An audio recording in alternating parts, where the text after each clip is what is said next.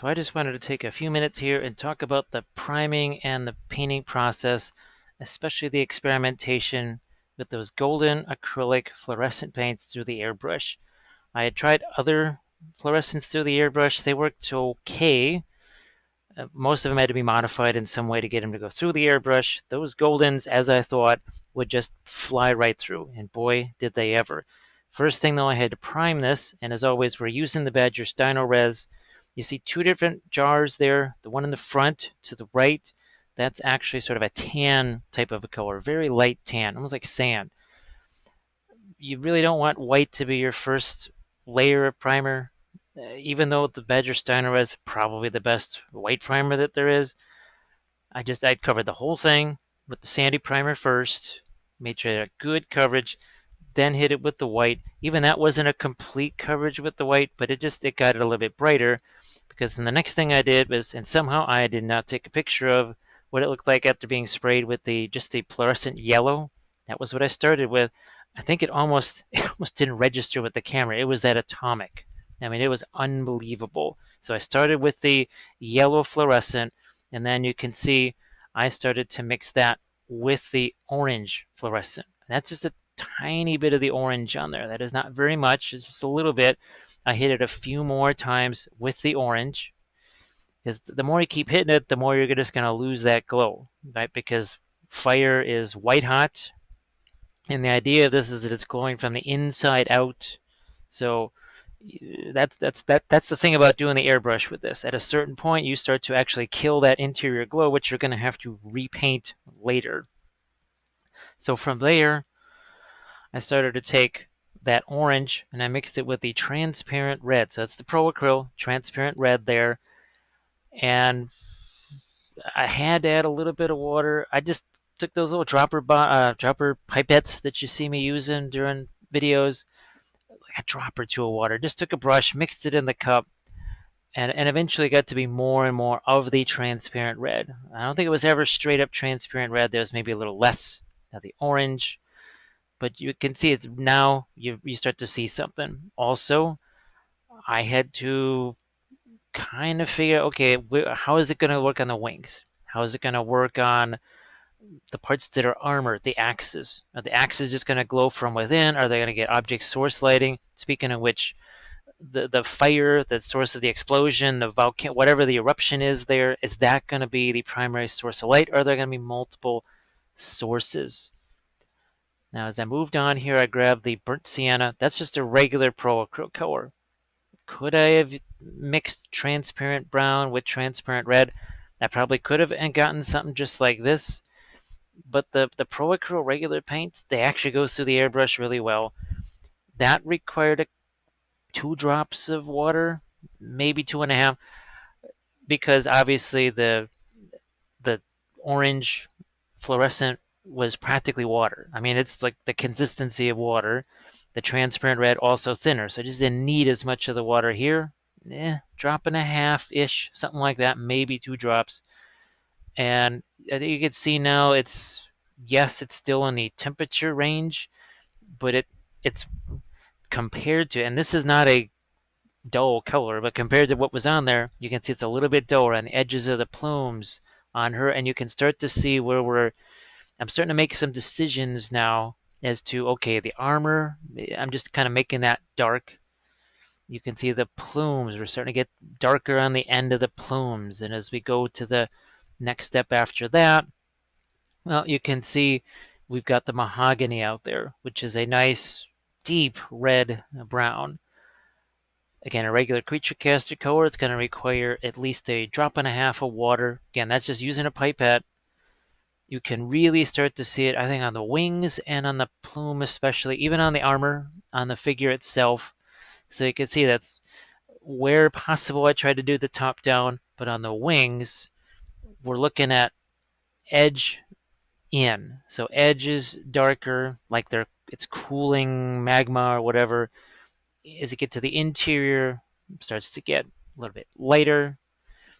The armor is darker. I did kind of like the glowing eyes, say, on that piece of armor on the back.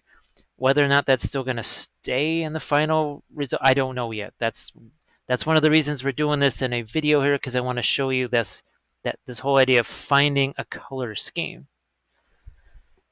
So here's our next one over here, and you can basically see how this is all played out. Okay, we've got the mahogany there. You can still see a decent amount of the oranges and even the reds, right? So hopefully this gives you a little idea of the process. Filming this is really, really difficult. I'd have to do a voiceover anyways.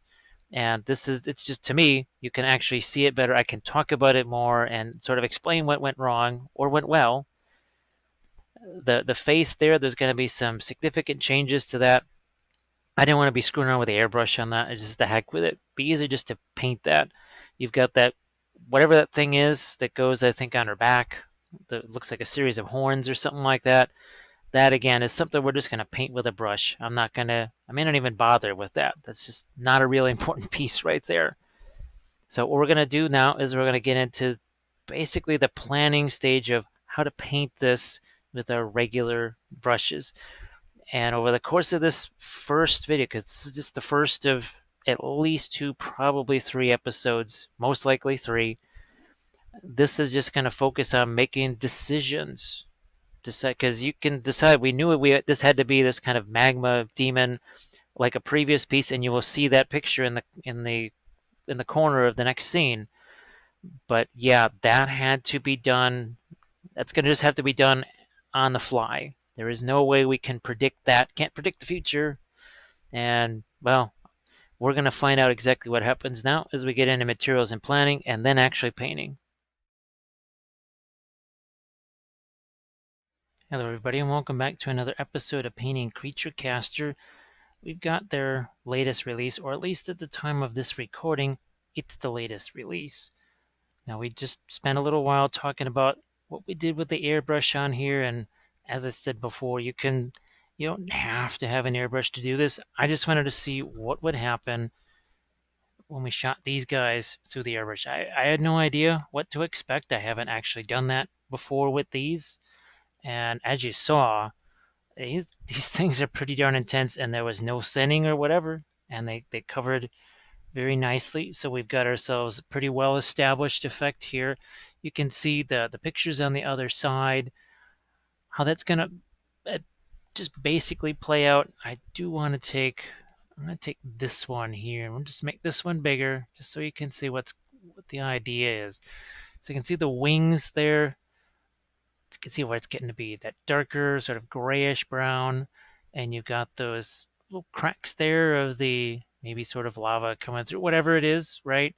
And even on his legs. So where we've got these smooth surfaces here, whether it's on or especially on the skin. Maybe I won't, maybe I'll do it on the armor, but we definitely want to have some of those sort of cracks coming through, because the idea behind this whole faction is that they are the ones sort of generating this fire themselves, just like what we did in that other. Basically, I turned it into a fire demon. Now look at the base there. Look at the skulls on that. And originally, as you can see, I thought, well, maybe these skulls here are glowing, but I think what we're going to do is stick with that, where you've got these rocks being more gray, okay, instead of actually being lava. We want these to be like they're being blown apart. And I'm thinking these skulls, we're going to switch gears a little bit and make them more like the skulls that you see over there on that picture. And as far as the wings go too, I'm just going to have the wings over here on this side of it. So here we've got those veins. They're sculpted in. So maybe I should just take advantage of that, because those other ones that you see on the previous figure, those are painted in. That texture wasn't there. So since we have that texture here, why not? Now, I may just, by virtue of this, that, and the other, I might have to change what happens here with the armor. Maybe we just, as I talked about, just have the glowing effect like from underneath or whatever on these. Maybe that this is more just metal and not also lava-like, I guess, if you want to call it that, or generating its own heat source. So there will be some changes along the way on the course of this. That's why this was painted, as we mentioned, because potentially there's sort of an object source lighting thing that's going on. There are also other pieces and parts to this, and these I'm just gonna paint up by hand off camera because there's only so much that I can and fit on this. Here we go. Let's just throw them over here, get this picture out of the way. If I can show them, it could be beneficial because you see how you can match that. It just wasn't practical to have all this stuff out there too while I was airbrushing. I wanted to keep it at a minimum and not lose parts because, well, that can happen. So we also have the face separate here, and I have to determine, do I want, as neat as it would be to just be able to paint it, like, look at that. It, that kind of looks like it's glowing right there. I don't know. That actually didn't work out too badly, I think. Look at that on camera. It looks like it's on fire. I mean, yeah, duh. But I mean, on my screen, it actually looks like hot embers just right now. So I would say this experiment was pretty darn successful. And I'm going to say something else, though. This used a lot of this. I want to say it used almost about this much here. So I'm actually going to have to get another container of this soon. This, not so much. This it used a bunch because, as you saw, there were several layers we mixed this in. I think we mixed this in with the transparent red, with the burnt sienna. Not so much with the mahogany, obviously, but and keep in mind too, this stuff's going to get darker out here. This stuff's going to get darker. This is going to get lighter. That's one of the first things we're going to do, actually, is we're going to go in and lighten up this stuff here that's down in these crevices, just a touch, not too much. And then the second step after that is going to be kind of reclaiming all of these guys here, these skulls and everything, to make those more in line with the reference over there. And then too, and I think places where there's armor, maybe also, I'm thinking that maybe the armor has more of a, if I can do the brassy type stuff and make it sort of reflective, I think that could be pretty fun instead of just the cracks on that, and maybe just save that for skin areas. These weapons, though, I sort of like the idea that they are generating their own heat. That's how we painted those in the initial stage. So I don't want to foil that too much. I don't want to mess with that too much there. And as I'm not sure if I remembered to mention it during the opening phase, the one thing though about doing all this stuff with the airbrush, as soon as you start to brush things on, you get a pretty clear, well, what would you say, change of pace in your texture, and it becomes kind of obvious. So as soon as this paint starts hitting this, you'll see. And we are obviously going to be, I think you're going to see an awful lot of these next. Am I going to spend the entire time just doing that? No. You'll get the idea. Just a little, I'm going to do a little bit on the base, a little bit on the figure itself. That'll give you a solid idea. I'll continue the rest, finish that off, and we'll advance to the next stage, because this is going to be many, many hours of painting, and I don't want this to be a 9-hour video. So we are going to put this paint out on the palette, and we are going to get to those lighter colors next. What we're going to do is dive in here a little bit with some of those lighter colors that we talked about. And I've got the pale ivory here. We're going to take a little bit of our yellow, some of the fluorescent yellow there. This yellow here keeps it from getting too cool, and we're also going to have some of our orange over here too. Okay. And so make sure this is where you can see it. So in some of these areas way down here, you'll be able to see that just how much more of a lighting effect there is here as we do this.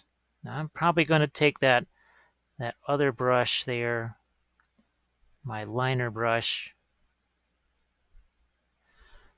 You can see how much lighter that is now. Okay, what I want to do as well is have a bit of a paper towel here so I can get rid of some of the extra.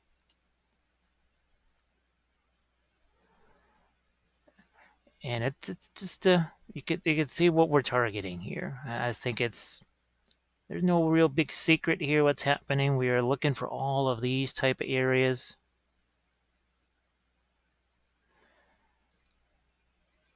And if I take it too far too fast, it's it's just not worth it. Here, being a little more, what would you say? Just look more careful. Now here, I've got to choke. Okay, so if this is going to be a little lighter, now remember we've got some of our, this is pretty much just the orange and yellow here. I don't want to get too light out here. See, look at that. That's more transparent. It's a little bit more gentle of a transition there. To me, that seems like a better idea. Way out here on the extremities, I'm going to focus that heat down here. If we get too much of it out there, a couple things. You sort of spoil that idea that you've generated more heat down here. But we also have to keep in mind that we stopped at mahogany out here, and we're gonna go darker than that out here. So it doesn't have to be. We don't need to expend our valuable bullets there of working with that slightly lighter. See, even here, you can see that we're going to just not have it be as bright everywhere. We're just working very slowly here. This is another reason why we're not going to show, I guess, every second of this process. I'm going to do some of it here, then I'm going to move on to a different area. Part of it is I don't know exactly how all this is going to play out, especially remember how far are we going to go on the wings? How far are we going to go on that armor? That's a big question. That is a big question right now. We're not going to be able to totally resolve that until we actually see these other areas first. Once I see these other areas first, I got that frame of reference, then it becomes much more easier to dive into something else. Remember, I can always glaze over these things too, but because they are just the paint itself is it's pretty much translucent anyways. And it's not like I can't do that either. This is pretty much just the straight up the straight up fluorescent paint here. There's probably a little bit of our opaque still left in there. Why these skulls really go out there a long way, I didn't realize that. Now back here, this is another area too, where as we were airbrushing it, I kind of went along and went, ooh, yeah, I didn't quite get as much of the lighter color here. I knew I was going to be going back in with a brush anyways, so that's why I said it wasn't really a great tragedy at the time when I realized that, ooh, yeah, I didn't quite get as much of the fluorescent stuff down here in those initial stages as I thought I was going to.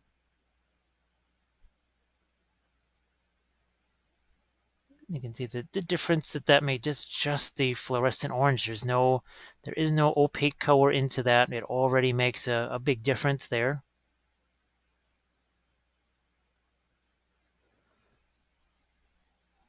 Over here now,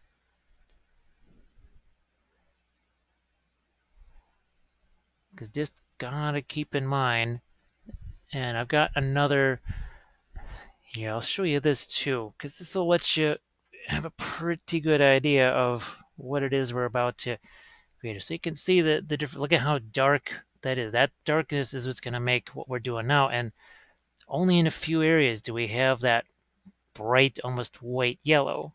Right? What makes it darker, and look at how dark it gets out here. So this is very much the Cheeto here is what we are after. So I will keep that handy so you can see it.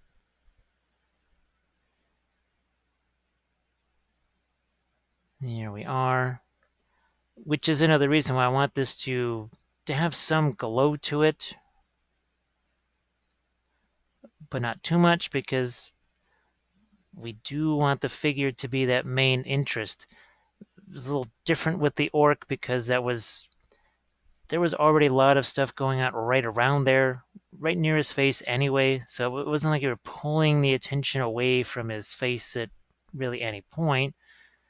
But this one, do you really want to check out the base? And here I'm sort of liking that reddish color there. I don't necessarily want to get too light up here. I sort of like that yellow glow there. And like I said, I want the figure itself to also have its own glow. And all the time, and I know I just mentioned it, I have to keep in mind that this stuff is going to get darker. We're probably going to be taking, I would say, some of the either probably some brown liner or whatever, and mixing that with the mahogany to get that sort of darkest dark, if you want to call it that. Okay, I'm going to stop there. And we'll just, I'm going to consider this a wee bit of object source lighting here. Right there, like that. And remember, the figure's going to be in the way of this too. All things I have to constantly keep in mind. Like over here, I'm tempted to make that lighter in there, but you know, I don't necessarily really like that too much. You may see some of these things get glazed down. You come back and you see that is not as bright. It's just me, as maybe I was working in a different segment or whatever, or afterwards. I just say, you know what, that's got to be knocked down, and I'll just take it down.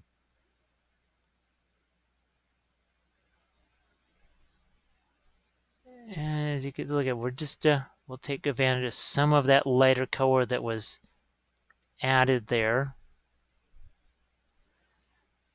I mean, it's a lighter color, but in some ways we're glazing that very light color that I put there. We're glazing it slightly darker.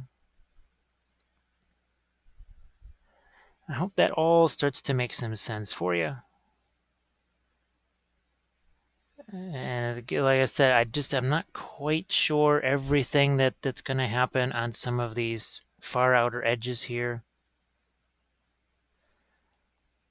I think I'm liking the idea with the skulls a little bit better, where it's just going to be, they will be solid. They'll be like the rocks. The rocks, I didn't necessarily want the rocks to be glowing. Now this is an area where we can really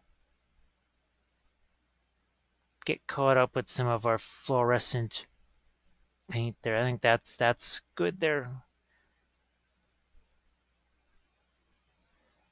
Oh yeah, we'll get some in here. This is just straight up orange fluorescent. Nothing past that. If I want it to be lighter, I'll make it lighter, but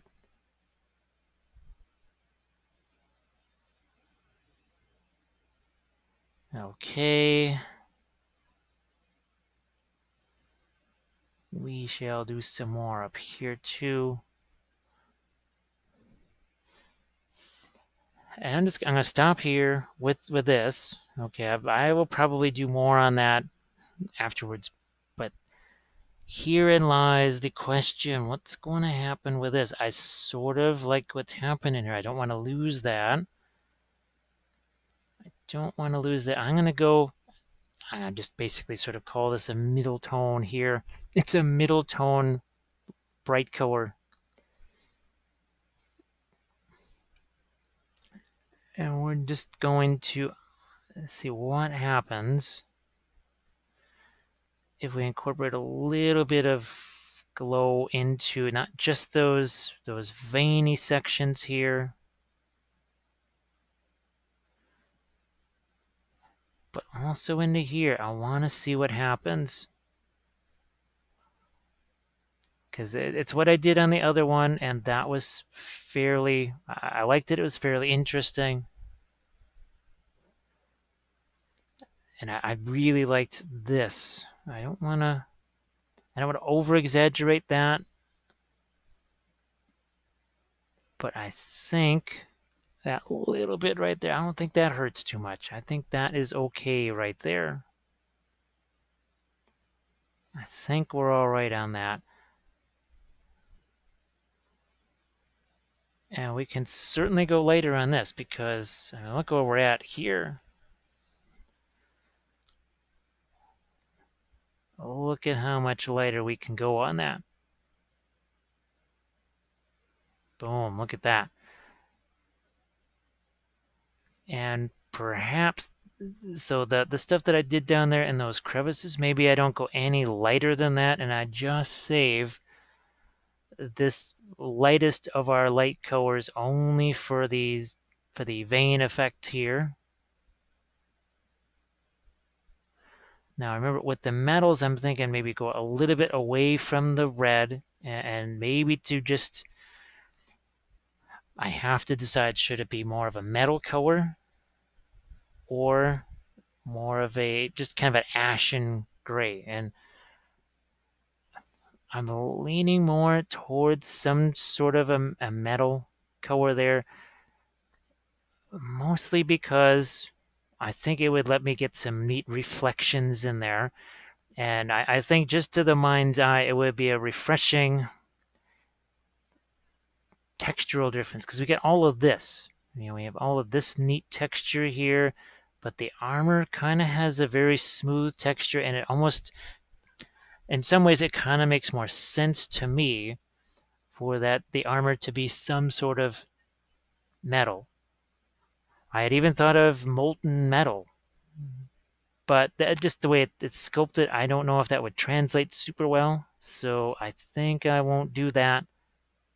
I think I'll just kind of not do that part, but I think you're getting the idea of what is happening here. And since this is so translucent, now it's lighter by virtue again of all of the mahogany, the burnt sienna, in particular the mahogany. I know we talked about it in the opening segment about the airbrushing part, that I was real tempted to go with, say, oh gosh, there's the dark umber or the black brown as yet another airbrush layer there. As tempted as I was to do that, I'm thinking I'm glad that I went that far with the airbrush, and I'll do the rest with the brush. Because if I had done more, if I had essentially gotten greedy and tried to do that next sort of a level with it, I would have lost a lot of this that's going on. And to me, that's almost more important than maybe saving a little brushwork. But here, look, see this. If I do this with a brush and go over that, I just have so much more control of it. No masking, none of that kind of stuff. Trying to go as mask free as we can, as in like none. And I know that's sort of an obsession of mine, I realize that, but to me, anyways, it's so much faster just doing it with a brush and just not dealing with masks. For other folks, they would be more than happy to spend a half an hour masking off something that takes half a minute to airbrush. For me, not so much. Not quite so much. So let's do, I like what happened up there. Yeah, this is where just, I'm leaving myself nothing besides those couple of fluorescent colors and my lighter yellows. That's, in some ways, that's me trying to impart a little bit of discipline, because what would the temptation be? The temptation would be to start blending and doing all kinds of things in one little area instead of staying disciplined, staying focused, staying focused. Like even there, I started to work outside of an area that I really felt like I should be working. But that's relatively simple, a relatively simple way to give the effect that yes, there's sort of a membrane here, a skin that's being stretched, but yet it has still a fiery look to it. And the metals there, I want to actually also do a little bit of, what would you say, test fitting too. So I want to see what this is going to look like on the figure. And because some of this that I'm doing here, with its, I guess, generating its own light, well, then I have to start to think, well, all right, how much light is reflecting on it from other parts? Basically, what I mean is, am I going to have to do a highlight along this edge or this edge because this is now the interior, right? This would probably, I'm guessing, be picking up a little bit more light perhaps from all that action that's going on the, well, I'd just call it the ground level. It's very, very possible. So I'm going to leave all this this alone here. I am going to dive into these now. Just the nature of the beast here, these are a little bit harder to get to. That's another reason why I just thought I would do this on kind of a minimal level, because pretty soon here, these claws are just going to get in the way. I do think we've got a neat, even the claws have a little bit of that interior glow to it. I'm not sure I will mess around too much in here. To me, I'm not sure I want to add that much to it as far as that lighter stuff there. Yeah, I'm not quite so sure I want to go. I might just want to go darker than that, almost like the claws are, they're cooling a bit, just like the edges of these wings are cooling a bit, and that's why they are get. Well, that's kind of the whole thing with lava, right? Is it cools, it gets reddish, more reddish, darker, then it turns that ashen gray. Yeah, let's we'll continue with this a little bit more. I think I'll just focus on this part of the wing. I'm not even going to, I'm not actually going to mess around with the actual body yet. What we'll do is we'll do this. Okay, then we'll also go back to the base. We're going to reset the skulls there and see what we can do with those before I do anything with the body, because something tells me that I will get an answer on that armor when I see what happens with the skulls, if that makes any sense. I think that is going to tell me one way or another. Yeah, do the armor with that metal, smoother metal thing, or the opposite. No, no, don't do the metal. Make the armor also cracked in lava-like, because you can see by the figure in the pictures there on the armor, I did do that. But I did that to accentuate that cracked lava effect. I don't think I have to do that as much here. Just the nature of this figure here, I don't know if I have to do that as much to make it translate as some kind of glowing lava creature. I don't think I have to.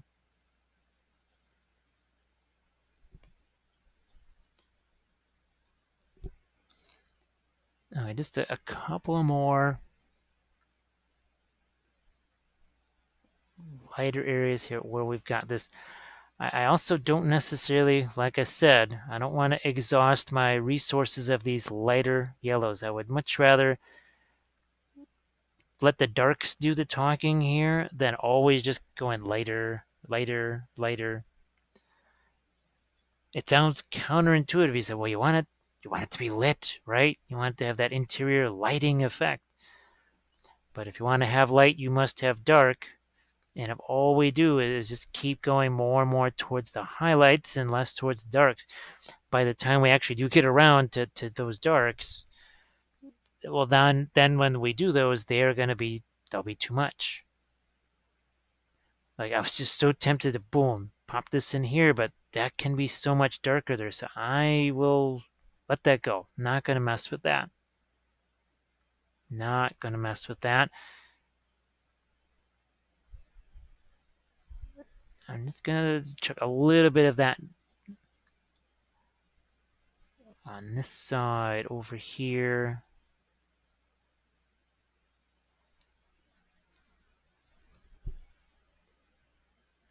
And as I mentioned before, what we will do is we'll go back down to the skulls on the base and the rocks. The skulls and the rocks.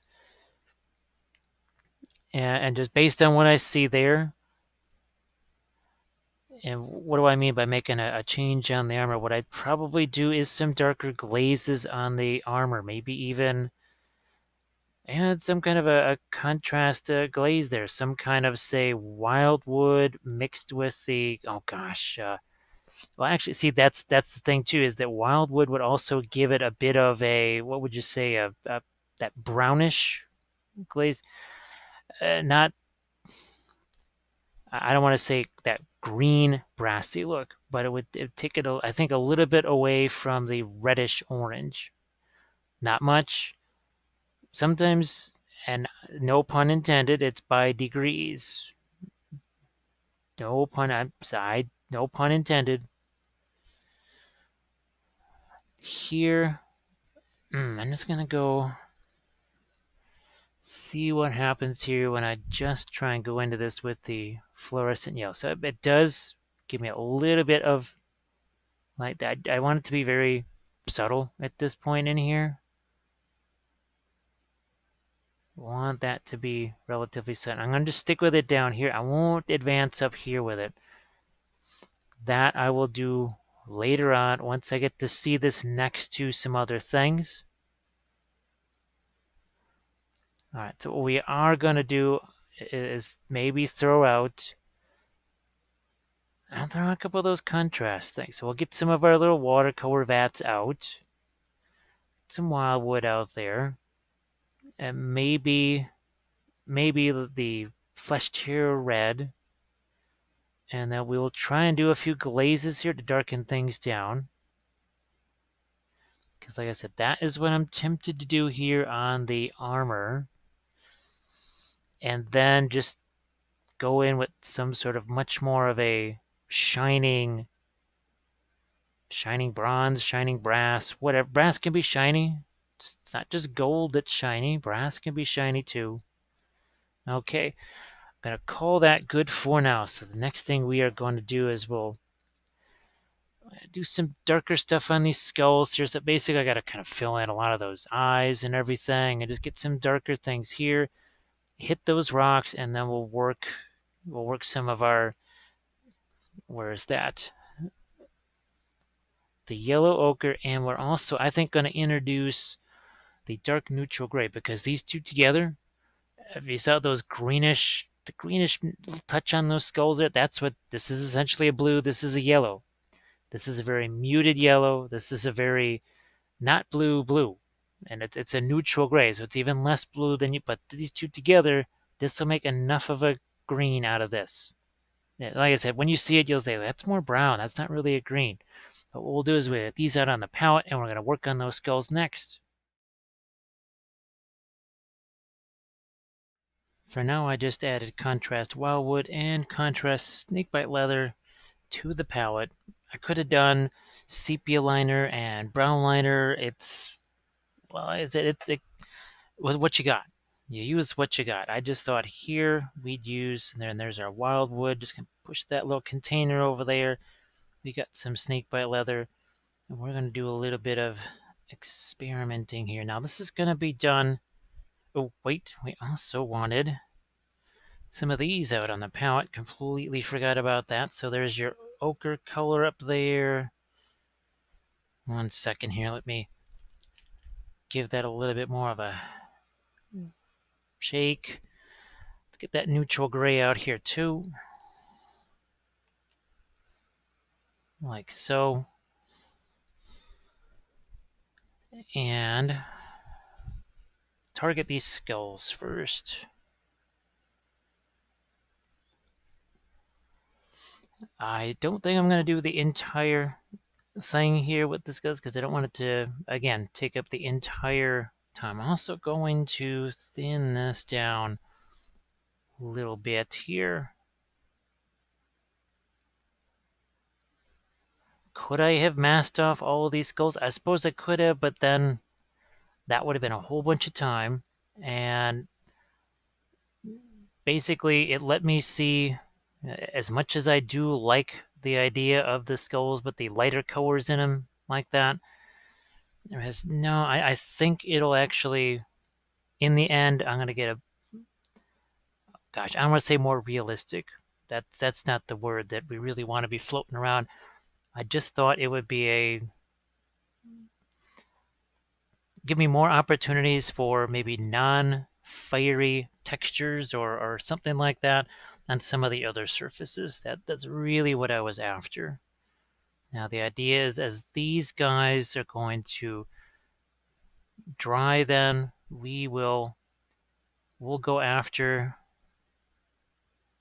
some of those metal surfaces. I might, like I said, I might even take some of the red out there and hit those.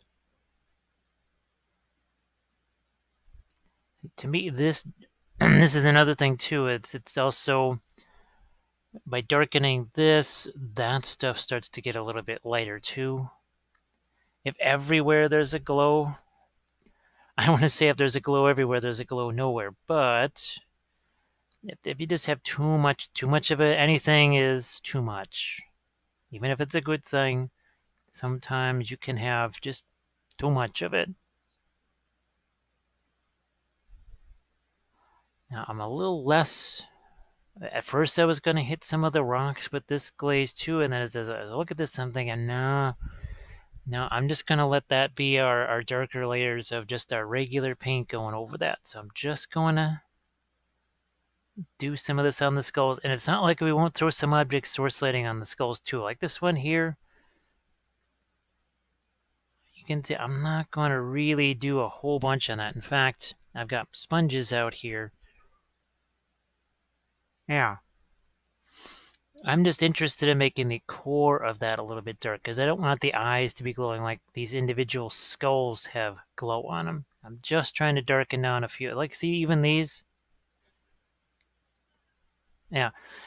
I'm not sure I really want to do much more in the way of dark there. Even on this guy here, maybe it's just that one eye. Maybe this, like I said, that rock, I'm going to hit that with my regular paints. But this, to me, seemed like it was going to be a faster. I've got to decide here. What's happening? You know what? We're making another little decision right here. I've been tempted to try and keep that line there too, almost like it's lava here. But, and I might bring that back. I might even bring that line back there. But just, I don't know. The way I looked at that and I saw it, and I said, you know what? I think that's just going to have to be, for now anyways, we'll make that a dark. As with anything else, I am prone to having to change that around. Especially like this, when you've got a very specific request on something. All right, let's keep going here with our, again, this is mostly wildwood, a little bit of snakebite leather in there. Because this is really more of a explosion here rather than, now of course it could be more of a volcanic explosion. Oh, see here? I'm glad I've got my sponge because I'm going to go like that. Means I didn't lose too much of that initial airbrush glow that we threw in there. Now here, I'm just probably going to go back in and do some more of a fiery glow there. But, okay, so sponge again. This one's a clean one. I'm going to take some of that away. And ourselves another little stack of skulls over here. Just going to make sure I'm not getting stuff where I shouldn't be getting it. Again, just the combination of your wildwood and the sepia. Sepia, I just said it. Snakebite leather. Now here, I'm just going to let those skulls get covered over because there's no, I don't really see any glowing source there. And I'm thinking See here, I just want that to be more of the smoke or flame or whatever, as opposed to that coming from down here. Something tells me that I'm better off doing that. And now I just, look at this. This is pretty much just water being mixed in with the wildwood here to tone that down. So it's not quite so dark. We'll leave it at that. And then we're gonna get a couple of these skulls here. Again, all I want to do is get this down into those eyes, not necessarily darken everything else. Because that way, as I preserve some of the object source lighting.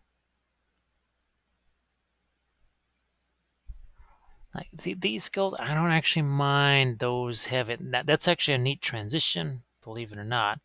To have, yeah, I think that's a fun transition right there. So again, we're making little adjustments on the fly here. And I think I'm just going to go all the way around. I know I said I wasn't necessarily going to do that, but to me it seems sort of important here to actually do that.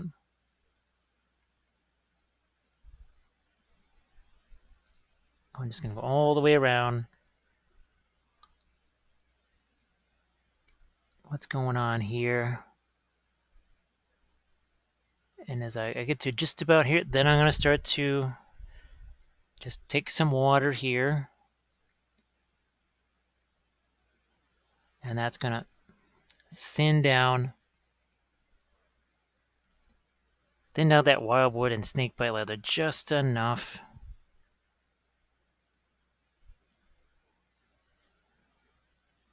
So like I say here, I'm probably going to go back in here with some lighter colors too. But that'll be after the fact. Once I get a good look at how everything else is coming together.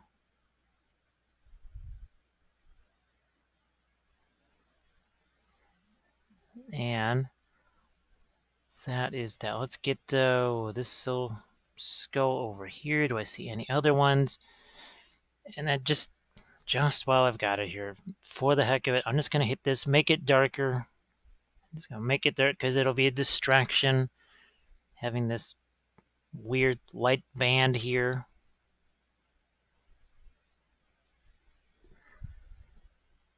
That takes care of that. Now,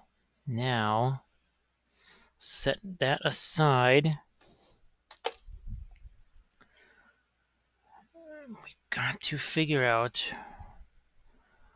what are we doing here with this metal. The metal itself is not going to be a source of a glow here.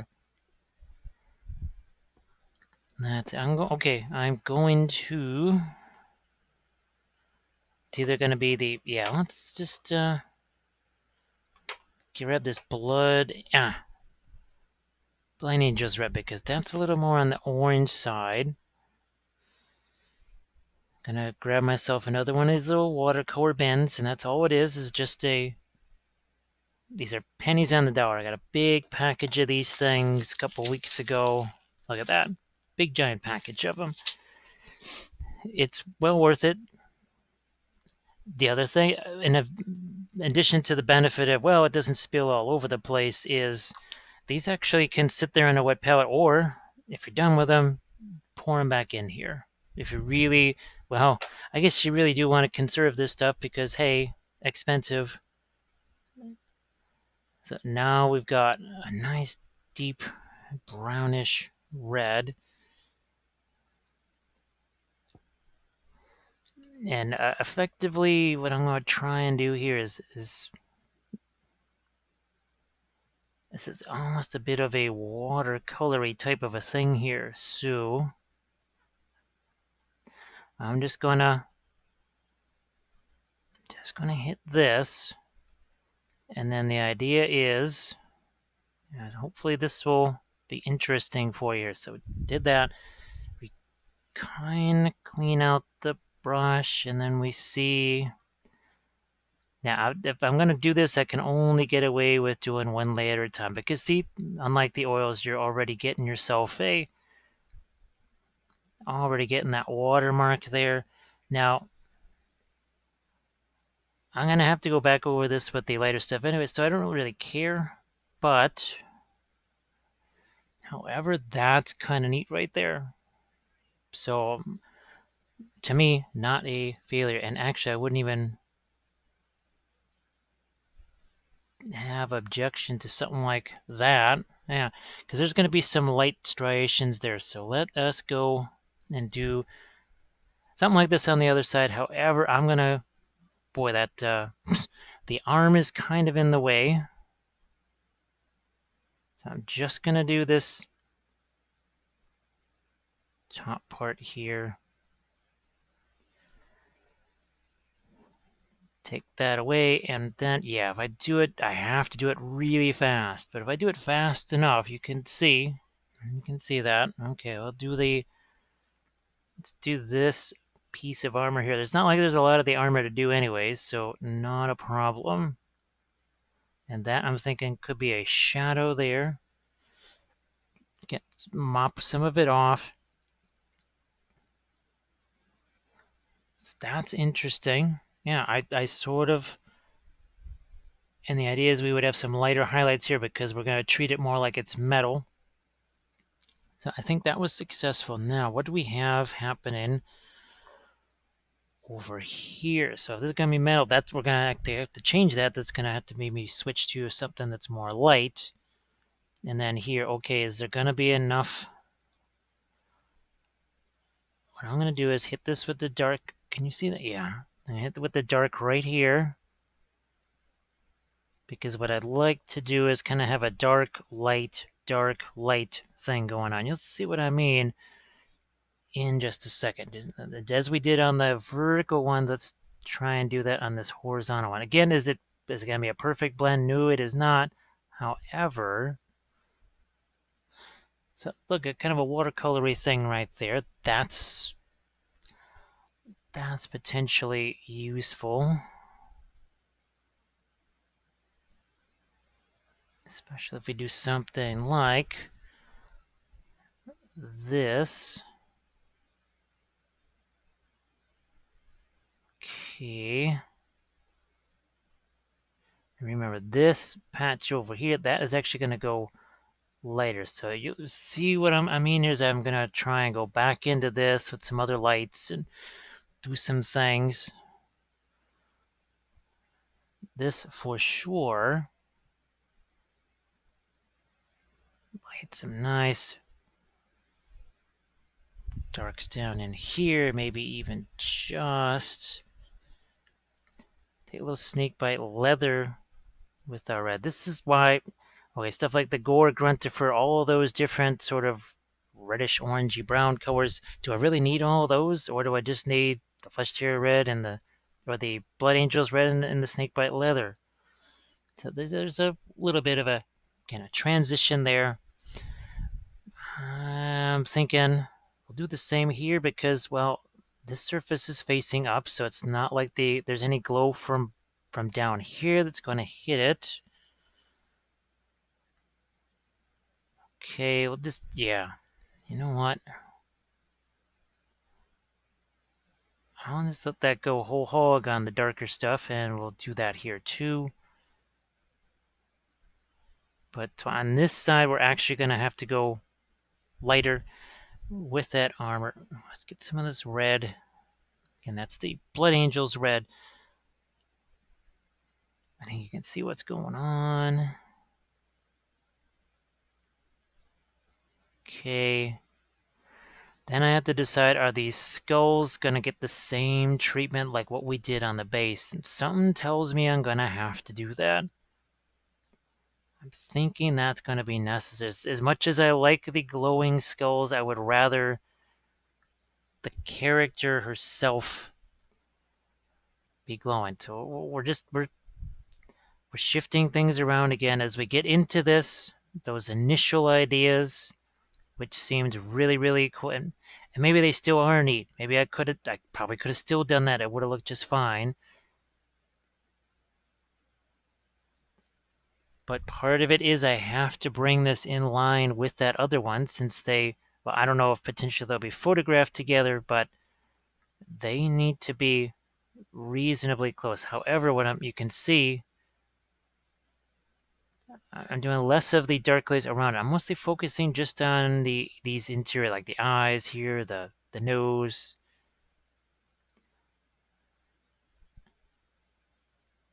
Being a little more targeted even that much. Well, it's not like I wasn't being targeted, but really now we're focused in on, okay, let's just get some of this reddish brown contrast stuff here exactly where we want it to go. Again, just wiping that away with my finger. And again, on the armor here, you can see now that that is dry, I can maybe even start to go back in and throw in a couple. These are those vertical lines I was telling you about on the armor.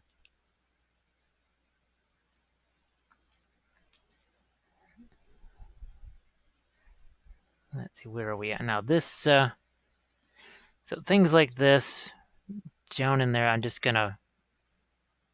I'm just gonna make that darker too, and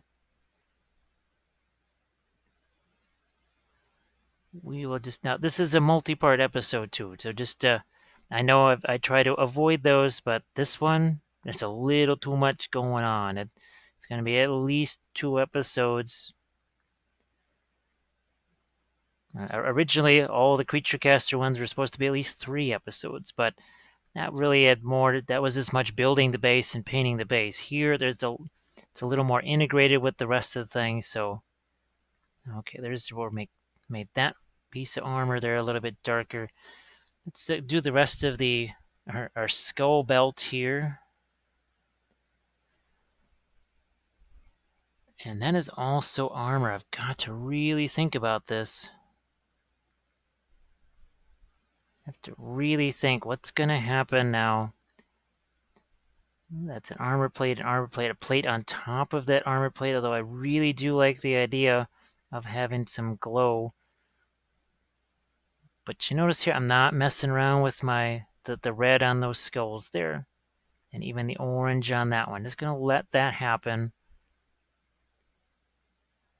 Now, on the handle of this eye, I'm just watering that down a little bit. It's a little bit watered down.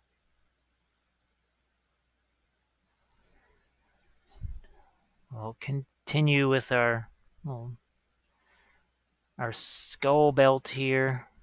And if I say that is also armor, then we'll make that go darker as well. Yeah, see, if there's too much glowing stuff, as fun as it was on these skulls here, if there's too much glow, like in the inner port of their eyes, which looks really neat, you're kind of saturating the viewer with too much of the same thing. And not every single part of this can be glowing. There's really only so much the viewer can absorb, so we're going to give them a little bit of a break. And if this too is going to be, let's say if this is going to be armor here, and not necessarily part of that lava glow, well then let's do some glazes on it. Not all the same color though. I am gonna see, I'm getting a little bit of the snake bite leather, a little bit of the Blood Angels red.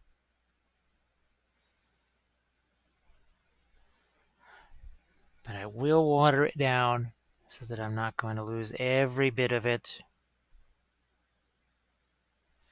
So I think you have the idea of what's happening here. So my next thing I've got to do is we'll look at the wings and the face, and we'll see if we're going to do a similar glazy thing like this, especially on the talons, or whatever you want to call those. All the claws and such. We'll see if we want to do that on there too.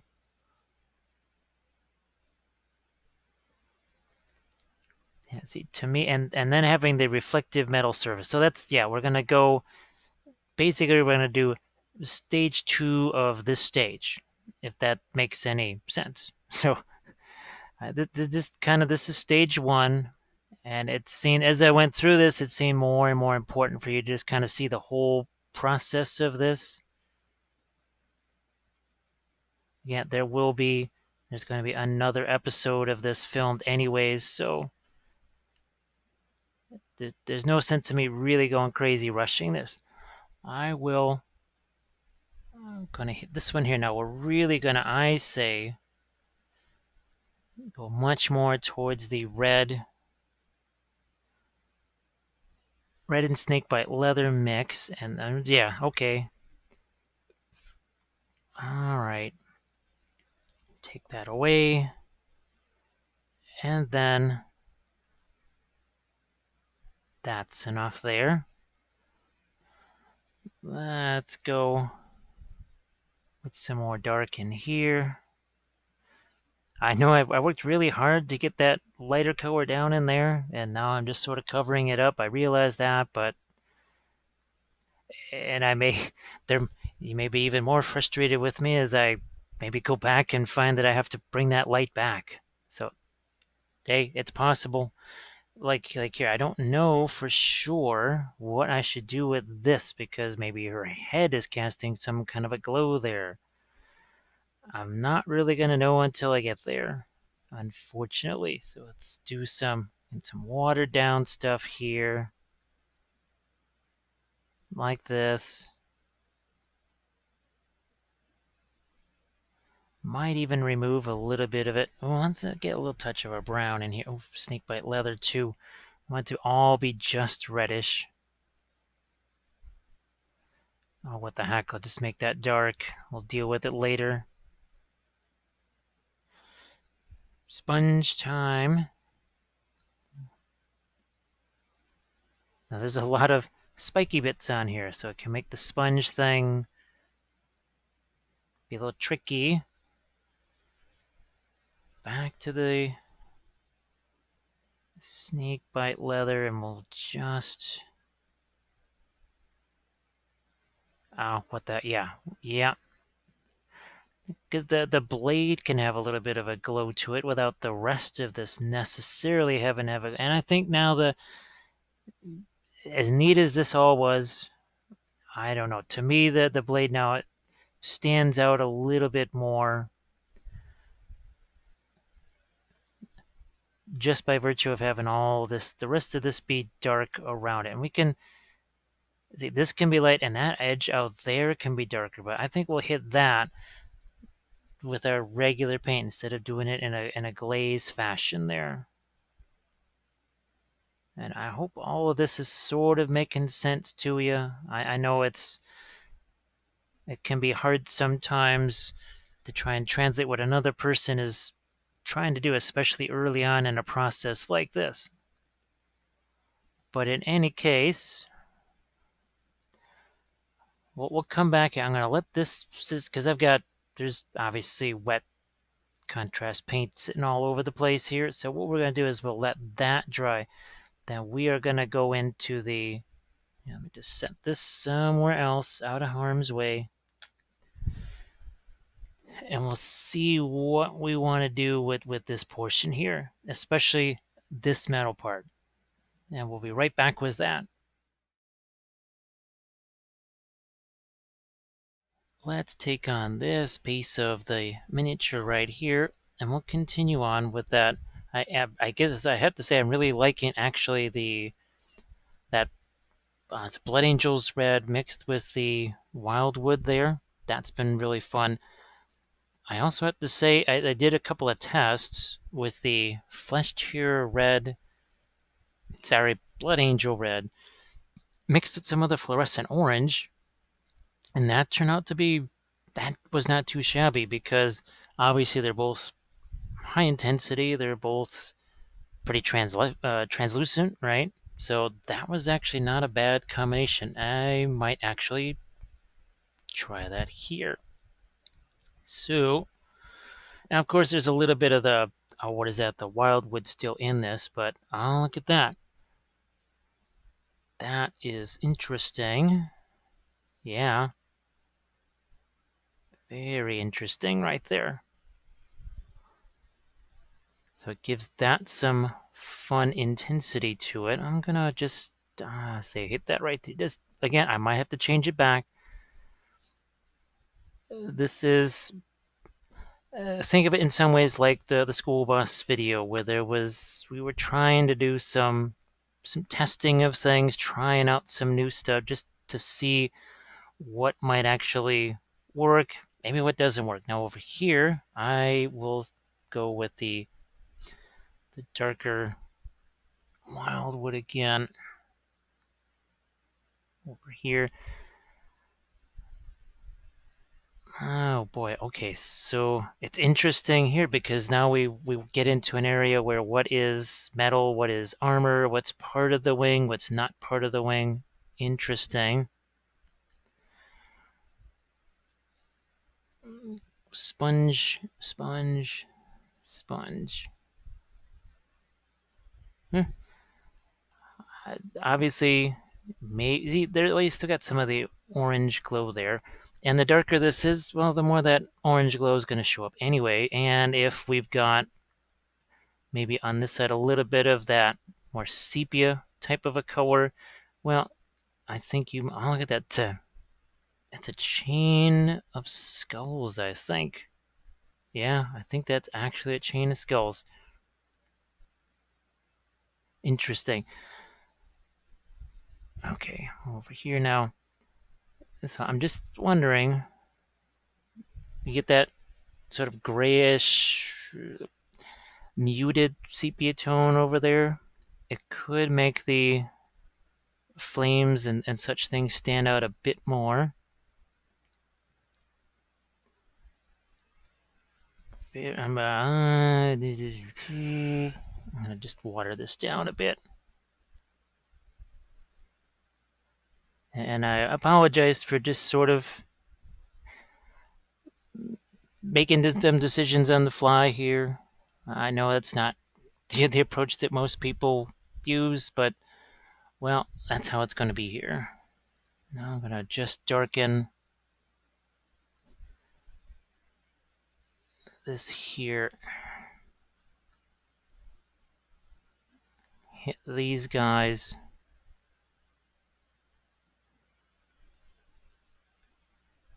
There.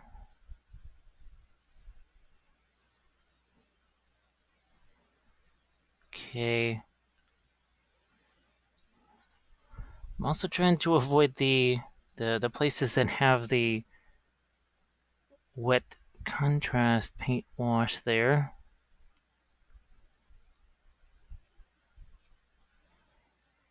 Okay, and what we'll do now is go back to the base and we'll do that little thing with the skulls that we talked about. So you go away. Where's Mr. Base? There you are. We'll just play around with some. Oh boy, you know what? I want to see what happens with this. It was something I was gonna do with the, say, the mahogany maybe mixed with some of the transparent red, but I kind of like this because it has even more translucency to it. Where are we at? Over here.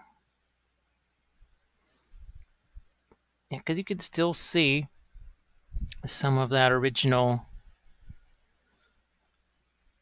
Yeah, look at that. It's, okay. That, remember the regular pro acryls, they're going to be very not translucent. So now I could. The other thing I could do is say a transparent red mixed with transparent brown. The transparent brown has a lot of orange in it, but this, I think this is working right here. So this is the other thing I wanted to hit, if you remember. And I can still most certainly go darker than that. Now these I was sort of hoping to get a little bit of the reflected light in there, so I'm not going to. I'll go in there with the more opaque oranges and such. And oh, here, yeah, we were gonna knock this down a bit here. That's right, because we don't have a glow on this side, so let's take care of that here while we're thinking about it. I mean, it's still going to have some reddish color to it. It just won't be quite so light. All right, that starts to get that taken care of, and maybe I even start to think about toning down some of that around that edge. You know what? Even here too. Not everything has to be super glowing down there. Here's another instance where I'm going to just tame this glow a bit. I won't take it away, but that little bit of transparency over the top, yeah, see, I think that is helpful. I see a lot of times where people, they're trying to come up with, I guess, a plan for every brush stroke. Plan every brush stroke from the get-go. I understand the desire to have a plan and the purpose for a plan, but the plan you can also be imprisoned by the plan. Ooh. Ooh, okay. Sorry, that's got to be written down. I actually have paper here. So, held prisoner by the plan. Don't be held prisoner by the plan. Oh, we just added something to the Book of Wapple. How does that sound? Because I've seen it. I have seen people say, but this was my plan. And it's great to have a plan, but you've got to be able to change from that or make adjustments to it. We talk about it all the time in the army painting series. Now, maybe not everybody who's watching this does the army painting pledge levels, so this maybe is one of the first times you're hearing that. You know what? I will actually try some of that up here too. This was not part of the plan. However, because I know this is relatively translucent, I'm thinking it can't hurt. I'm thinking that can't hurt, so okay.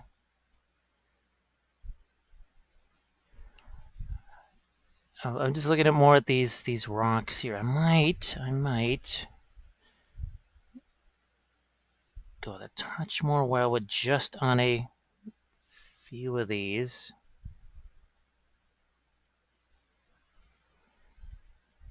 Okay, and now they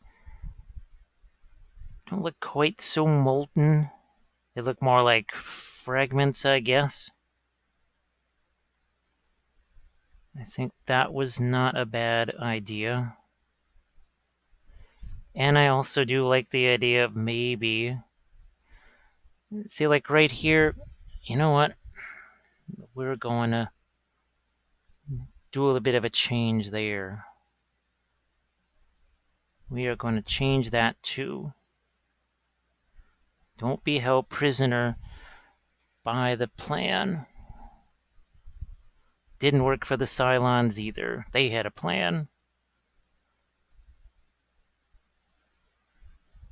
And they didn't adjust the plan, or they were too, some of them were just too dedicated to the plan.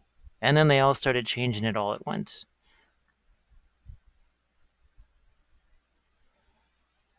Ooh, okay. Oh, yeah. Let's really get that one a little bit darker there.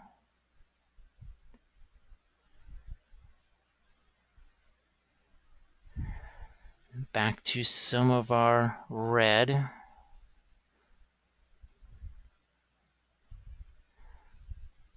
And all of this while here, it's not like I can't go back into there with lighter colors. We did it before. We can do it again. I think these need some corresponding dark. Oh, look at this. There's a whole lot of nothing down in here. So I'm just going to take some of this red and, but you can't even see it. I'm going to shove that right down into there. Okay. Some of it is just where the airbrush couldn't get. Oh, and I see a couple of other rocks over here. One last little round of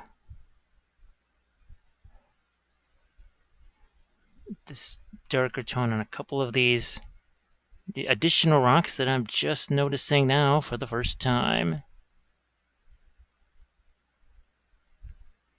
And there will probably be more moments like this where I go, that's what that is. Oh, I didn't see that before. I don't think that's entirely uncommon. And at this point, now let's stop fooling around with that. If I need to do more, I'll just do that off camera. But we've got this. Here, let's get a little bit of our. That's it. That's pretty much on camera, yeah. That's sort of your yellow ochre. I just mixed some of the snakebite leather with it, and if it is too here, oh look at this, see how that's going to turn that a bit of a green there. Not every single one of these is going to be like this. I'm just going to do a few of them. You could see like we'll kind of bounce around here.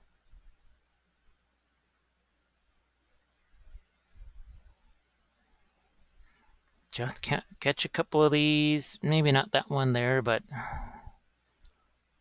some of these over here. And I think I'm just going to focus on this area right here because it's going to be the same on the other side, what I do with the skulls, what I'm doing here. And I think this is a little bit more doable here.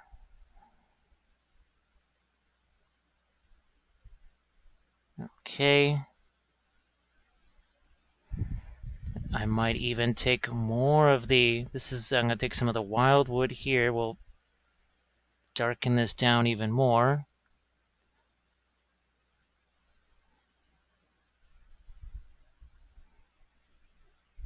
I think, yeah, you can pretty much see what's happening here. I don't want to, again, the idea is not to wipe out all of this reddish color everywhere.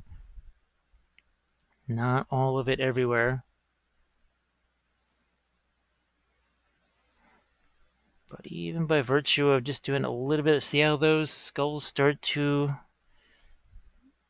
just separate a bit. And this is still translucent, because remember, we got the contrast paints in there. That's one of the reasons why those showed up in this.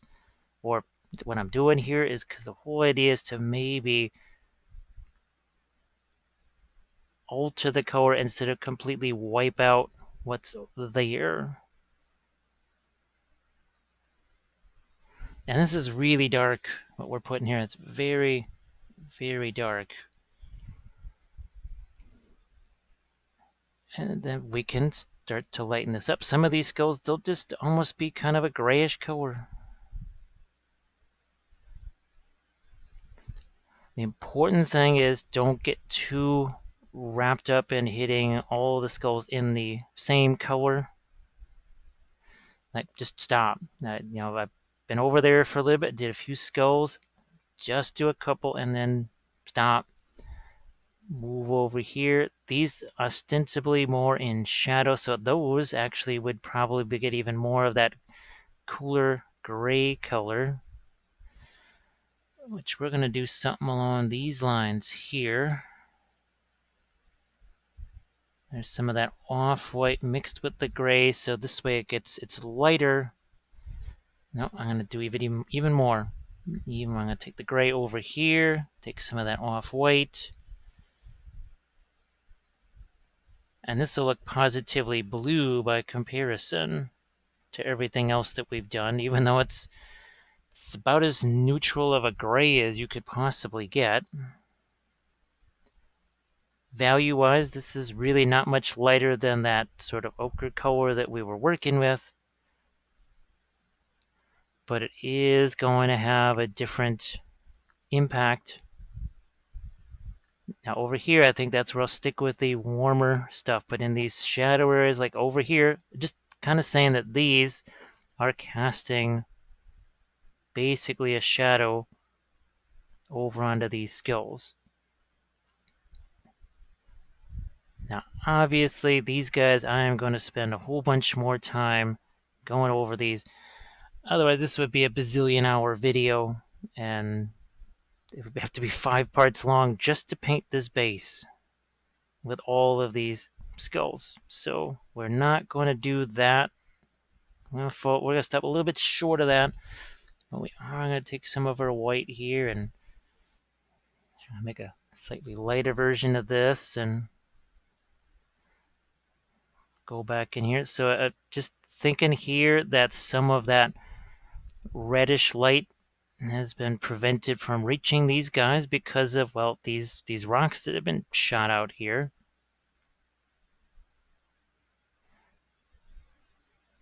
And then what I'll probably do is just some additional glazes over these too. Once I see, okay, some of these might be just too much with the highlights or something, then I'll knock some of those down. And you can see on the sample things there, it's not like those skulls are all dark. There's some reasonably bright colors on a few of those skulls, and I guess the most important thing is make sure you've got that some kind of variety there. And that's what I'm striving for right here.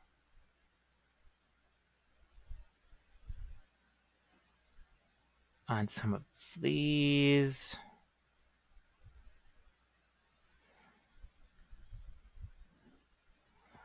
But there's now a variety. Some of these are lighter, some are darker, and on some of these, look, I'm combining the more grayish tone and the warmer tone, but maybe that skull's just darker. Let's take something like maybe the wildwood and this way, and we'll create another. This is a whole different color right here. That's something a little bit more towards the reddish brown. Like that.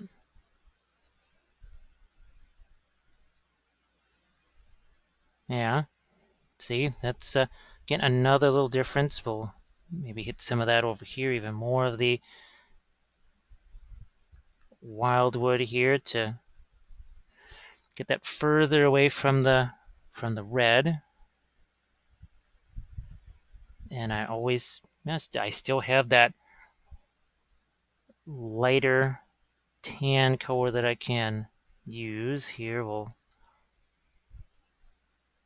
hit some of these guys, and I'm really glad that I actually did that. To me, I think this will make this is already, to my eye, it's making all of this look a little more, I don't want to say unique. That's not really the word that I'm actually looking for. But now this is more the prominence of this, I think, and I guess I'm going to also, see, now that these are darker, I'm going to actually just let the fluorescent yellow and red do some of the orange, do some of the highlighting in there. I also have to keep in mind that you've got the figure that's going in here. So that starts to make you think about, well, okay, how much are people really going to be able to see this? All this stuff that I'm doing here, because I've just in the last week or two had many conversations with people who said, yeah, could have saved myself a lot of time on this, and this, because I put it all together from the subassembly, and yeah, you couldn't see any of it. It was all hidden.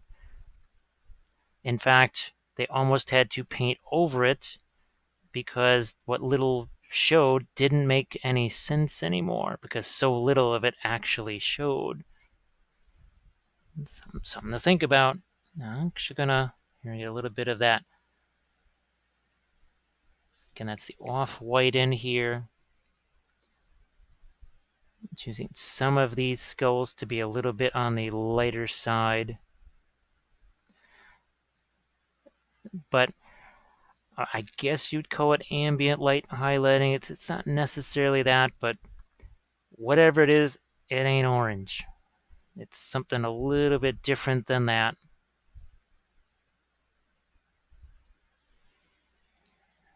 Yeah, see, I think that is well worth that little bit extra effort here. It would have taken less time, actually, to do the skulls with the glowing eye and just basically give this treatment to the skulls that are sitting here on the outer rim. But to me, this is time, I think, well invested out here. So again, not going to do too much more out here except maybe for some lighter gray. I mean, it's supposed to be in shadow after all, so I don't want to do too much in the way of highlights out here. Just a couple, again, a suggestion.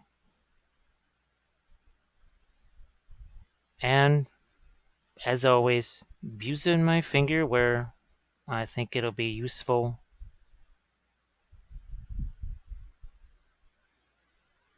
All right.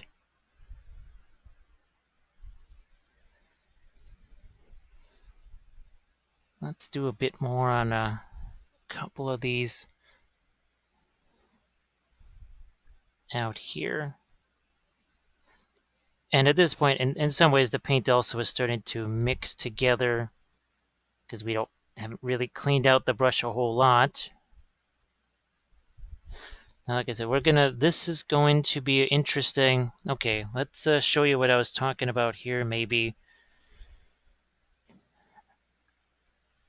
with this and a touch of this. All right, I think you can see it now. And because that's a little bit on the translucent side, look what we have here. Oh, we're the skulls that are basically sort of exposed to where the glow source or the lighting source might be, get a little bit of this. Same on some of these guys. This is what I meant where we might just, like here too.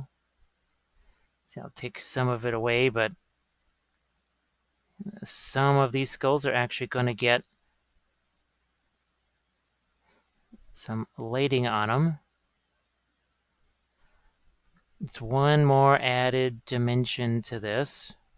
Now, you know, I wasn't really doing a lot on these guys here because if there was too much light there, well, what would be the point? What would be the point?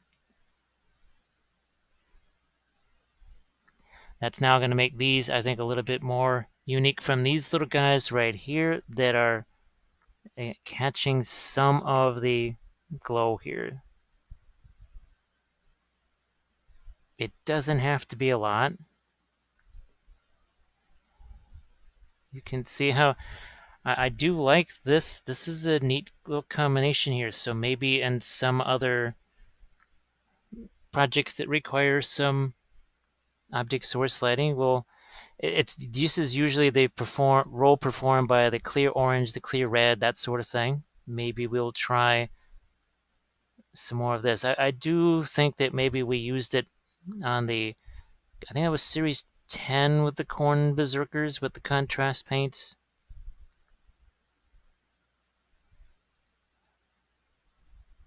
Oh, even, yeah, just a touch there. It's a nice sort of semi-translucent color. Here's one maybe. So we'll have a little bit of that light sneak through here. Okay. Just on a couple of these guys. Like there's a little shaft of light coming through here. We'll say that's happening.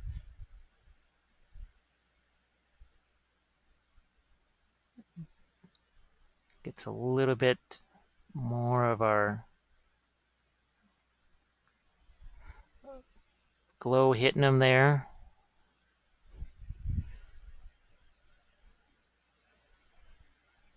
And this will be the last couple of brush strokes on this that I'm going to do here. I'll just hit the rest of this now. I'm going to repeat the same process we did over here.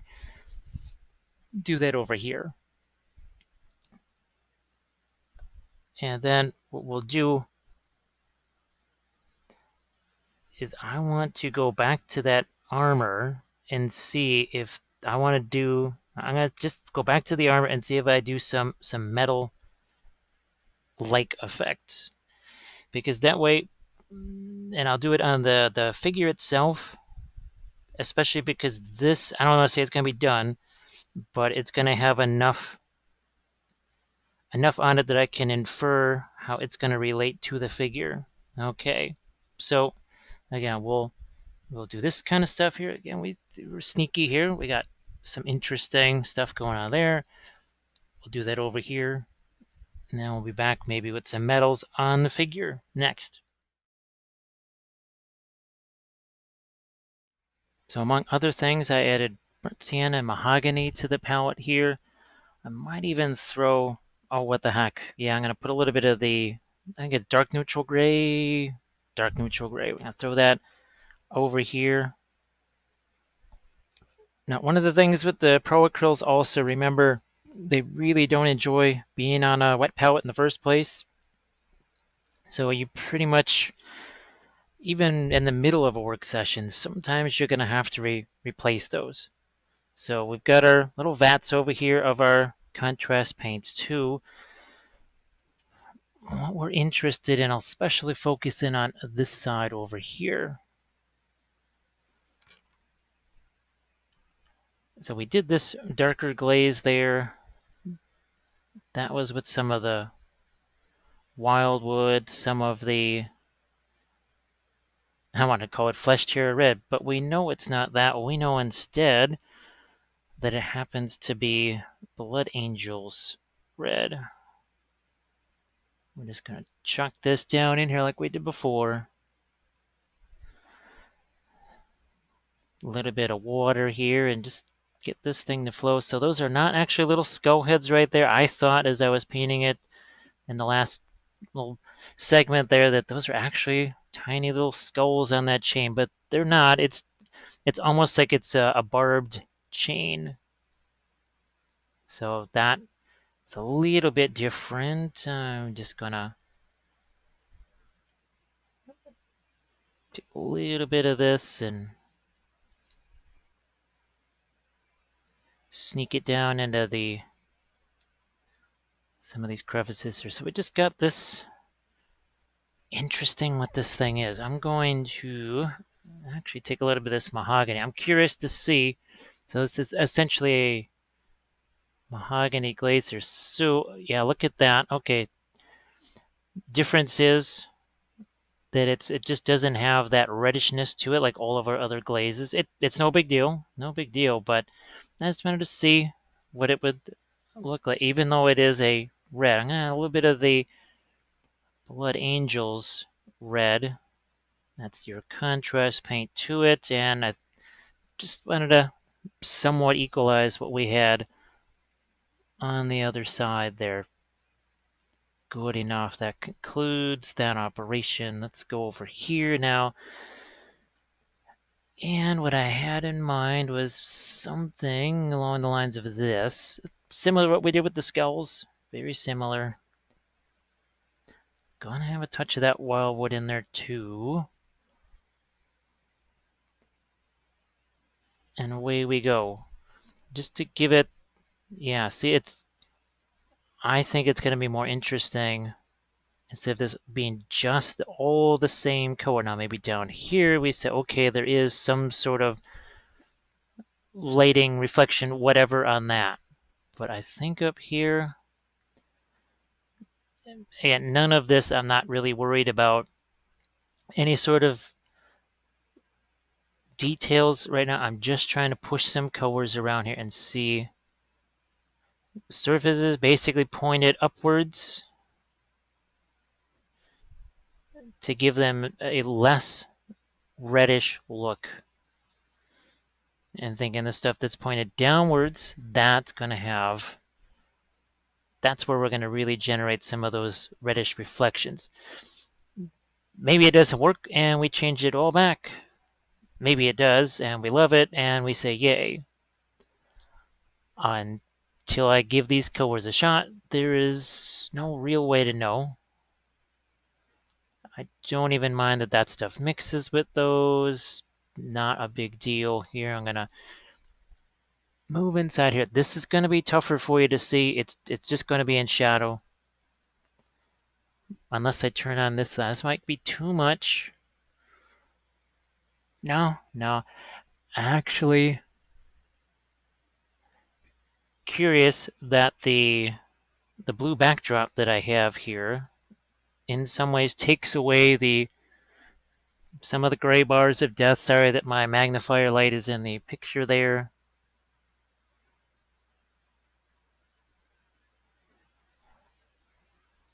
Okay, I'll let this get onto the top of that element and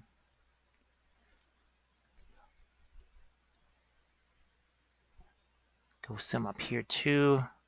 As you can see, this has a texture to it. Like it's definitely been sort of hammered or whatever.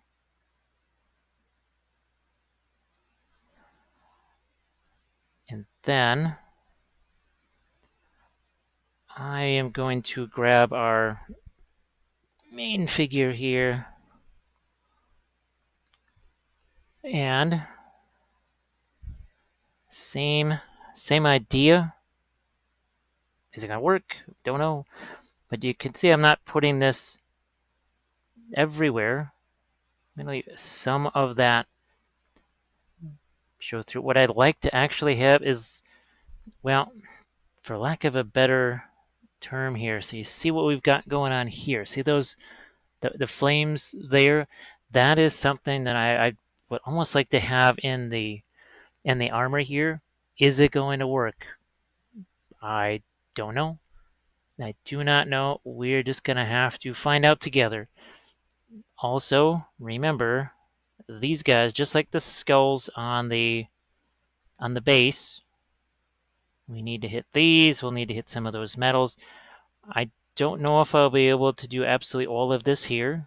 We'll probably then just continue this into another segment, and that would end the first episode here.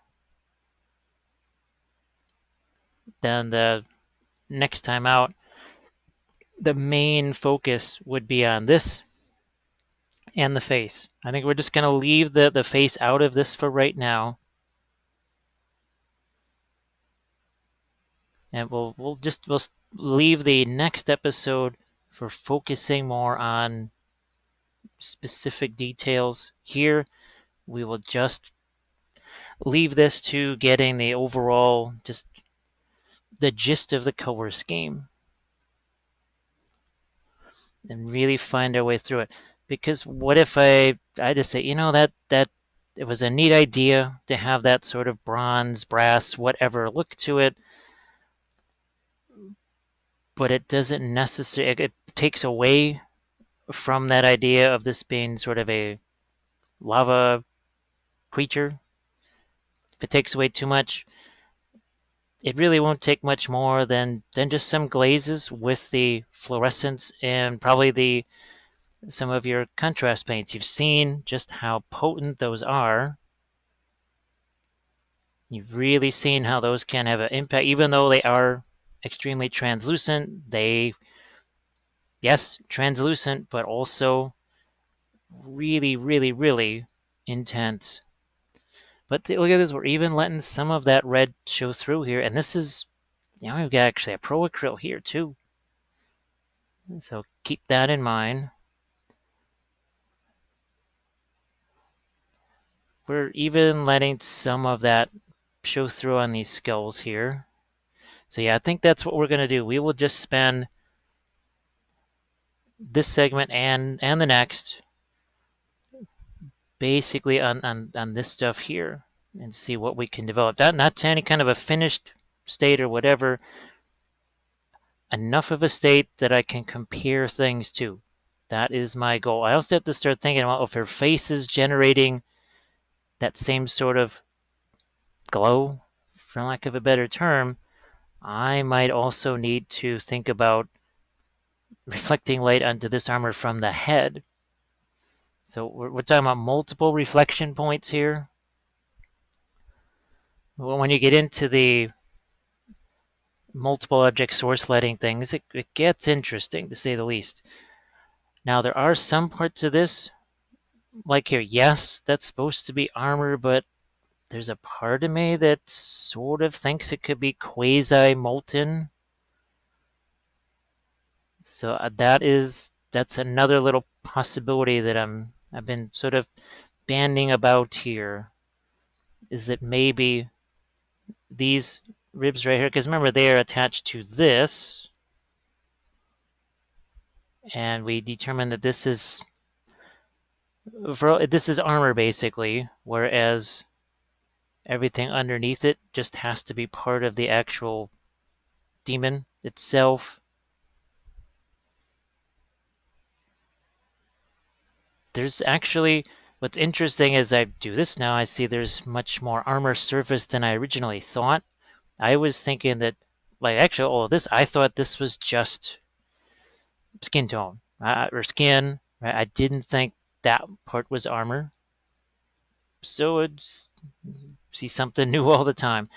Okay. So I'm thinking maybe if the blades here are a source, then these not so much of a source. Then I think we will let those. As we gonna stick with that sort of yellow ochre / sepia tone.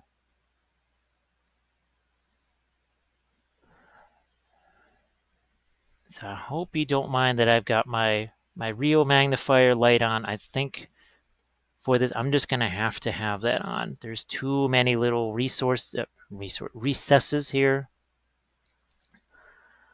The other thing that we will probably do on the next one is figure out, do we want to have the same cracks like we have, well, cracks or veins, and as you see on the reference over there, some of the skin tone, actually it looks like it is cracked and there's sort of essentially lava seeping through it. Do we want to do that?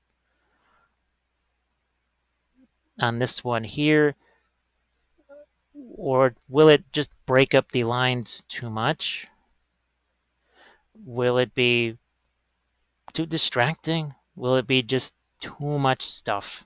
Because, I mean, we got that whole big giant wing assembly. There's whatever that thing that goes on. I'm assuming her back. It's like a bunch of logs sort of strapped together, or horns, or whatever the heck that is. So we also have to be aware that there's just a ton of different elements. Okay, so that is armor still.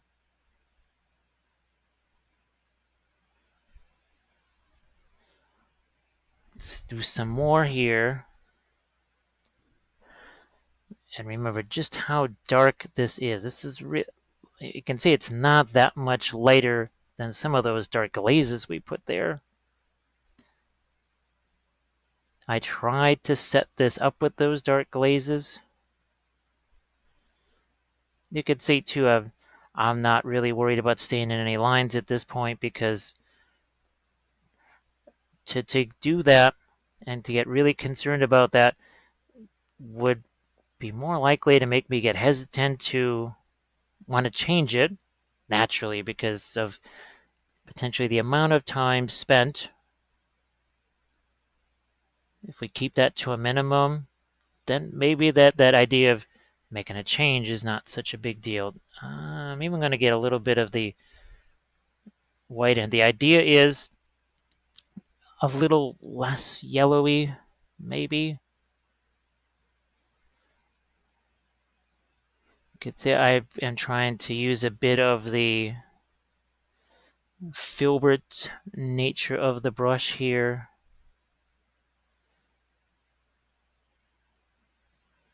And as I get these little spikes here. Oh, I forgot this side over here. You notice that I'm trying to actually, the part that points towards the the explosion or the blast.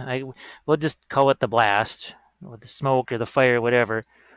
You could say I'm trying to leave a decent amount of that, trying to leave some of that orange, because remember, there's the overall environment around this too. And what do we always do with our metals? This is really going to show it here. We want to have these linear things, yes, but we also want to have those broken up too. And that's what as you can see how we are breaking those up there already. We're going to go back in with the mahogany to get some deeper darks, but I'm even thinking about some of the skulls maybe being reflected in there. So I think these armor plates, that's why I'm kind of starting here, and then we'll go back to that other one probably in the next segment, because to me, this is kind of broadcasting to you what the idea was a little bit better. Even though if this was just me, if I was just going to do this on my own, I would just blast right through all of this, and because I know I can see now that this is pretty much gonna be the case. I'm gonna commit to this, even if maybe it takes away a little bit from the moltenness of the figure, if that's an expression. I think I'm gonna stay with this. I'll commit to this, and that means, well, having to work it out. Yeah, I think, and I also think too, once you see some of the bright reflections put back in there, I think then you'll also get an idea of what it is that I had in mind. Okay, a bit more here. And a bit more here too. So, and this is, look at how comparatively dark this is. And remember, a little bit of that snakebite leather chucked in there also keeps it somewhat translucent. Not certainly nowhere near the glaziness or whatever, and that's a term you can use of say the contrast paints and our fluorescents. But given the nature of pro acryls and how not transparent they are and how super opaque they are, well, there is a difference. There is a difference. Okay, yeah, I think that's gonna give me what I want. And a chain of highlights, right? A whole chain, and then it's gonna go here. It's gonna go all the way out this way, all the way out to her hand, wrist, whatever.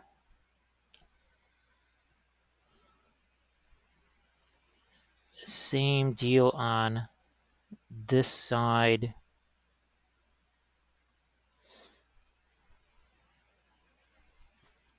I'm also going to, and like I said, probably in the next episode, I'm going to try and sneak a little bit of some of the gray in here. It's sort of the same deal that we did on the skulls. Now on this side, down here, I'm going to not do much in the way of like what I'm doing here with the ochre and such, because I really think I want to get some reflections on the underside of quite literally this axe head. I mean, it's a head on an axe. So we'll just say it's an axe head.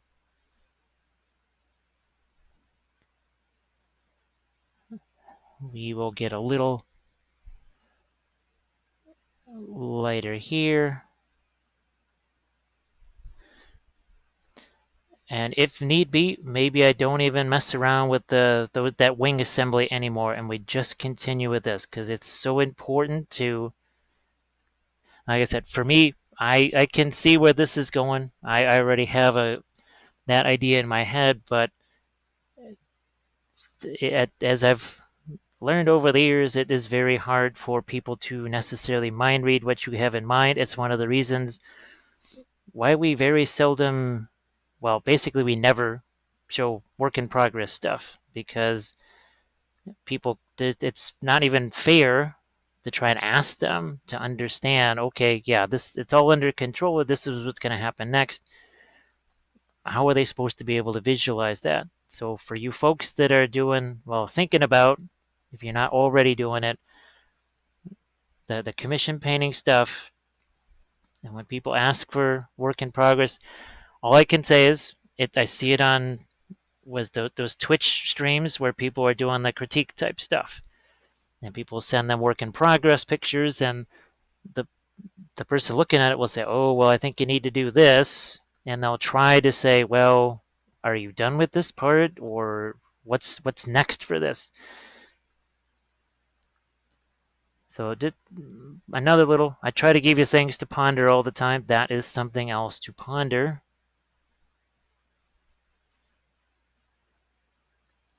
So again, I'm gonna the parts that are pointing upwards, I'm gonna try to get. See here, this is almost all facing towards where your lava stuff is, so there's not much point in me messing around with it. Over here too, that's probably just going to have some kind of lava glow to it.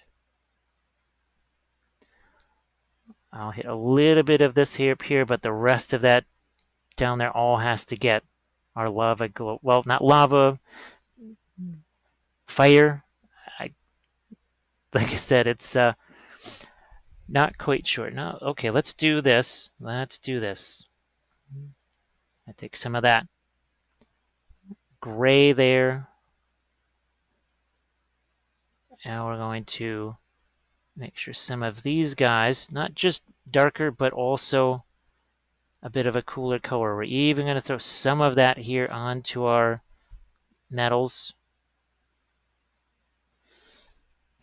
And just like we did on the base, these skulls are also going to get some highlights around them too, to indicate that that orange light is hitting them too.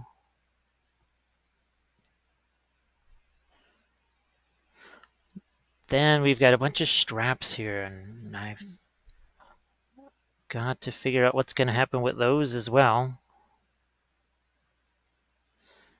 This I'm just going to make dark. That I've just been wondering about that for a while now, and I'm just going to make that particular decision. We're also going to hit some of these because I'm thinking these straps right here, well, it's okay to have some sort of reflected light on them. I'm not sure I want them to actually be glowing like embers. And even this, I'm going to do this. I may not necessarily like that terribly much, but it's a choice that I'm going to make right here.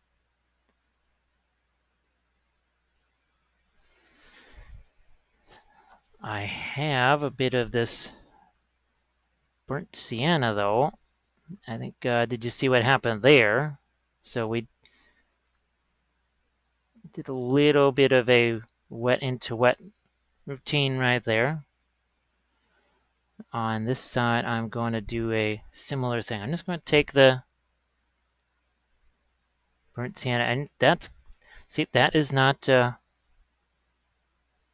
that's got some intensity to it. To me, it actually starts to make the skin show up a little bit. Now that's interesting. Okay, this is metal here too. So, but it really is pointed towards where all your fire source is, which means somehow I'm just going to do that. Okay, good enough. Good enough. Maybe even hit some of these skulls here. I could have been all along using even the burnt sienna as some sort of a glaze too. I just wanted to see what the Pro Acrylics. Boy, this is So that's interesting. That is armor 2, which means I'm actually going to go even a little more towards the orange on this. And what we're going to do next is we're just going to continue on with this, like here, trying to figure out exactly what's happening with this armor. It's kind of an exploration mission. We will continue to explore this armor, and we're going to work on develop this some more, and we're going to do that next.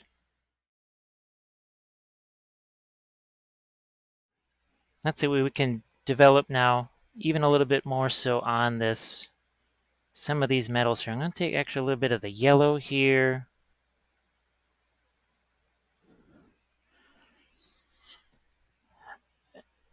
And the goal is to see what happens. We do stuff like this, and it's going to be broken up like you've seen me do before. Some parts of that may be a little bit thicker.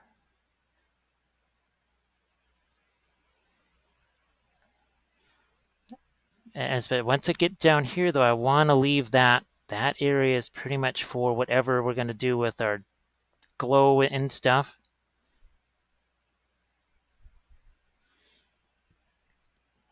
Now I'm going to try and pick out a few more of these spikes right here, because the undersides too, they're also going to need, to get some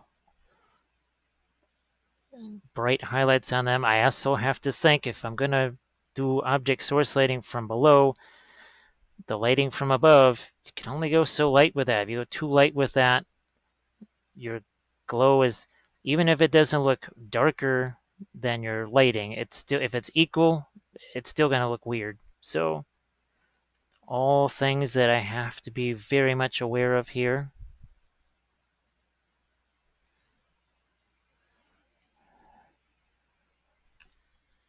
Ah, good, you can see that. See more of these little striations, more of those. Now that is essentially pointed towards the ground, so I have to resist the urge to try, like right here, same deal. All of this is going to be surrounded by the blast, so to speak. So I have to be disciplined,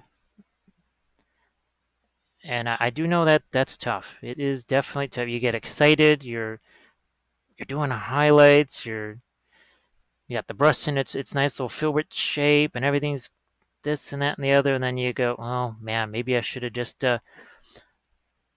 taken it easy right there and not quite gone so much into the lighter colors, and let that be for my glow. Let that part of the value range be for my glow.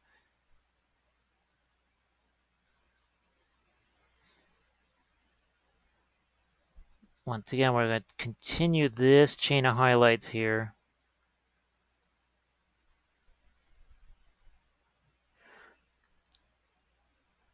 So I think I'm just trying to think what I might, already thinking about the next episode here, because I know we don't want to be too committed to the plan or too anchored to the plan, but I have to start thinking, okay, what do I try first? I think I'm going to actually do the face first, because we haven't done anything to that. And even just, I think the face alone could be easily an entire segment all by itself, because I have to determine if I'm going to do any sort of, for lack of a better term, lava effects on the face. So maybe where you've got that cracking on the skin because you got these open areas here, or is this going to be lava? Is that going to be the red set? I think actually, yeah. I think I might actually go with that. Now that I just took a peek at it, just wanted to see.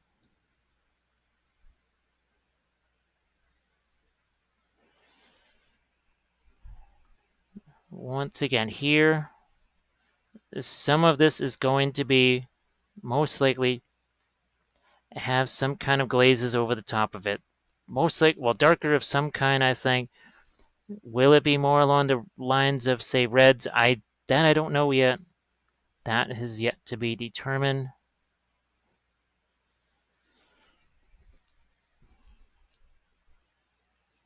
But hopefully now, as it gets a little bit lighter here, you start to get at least some kind of an idea of what I had in mind here.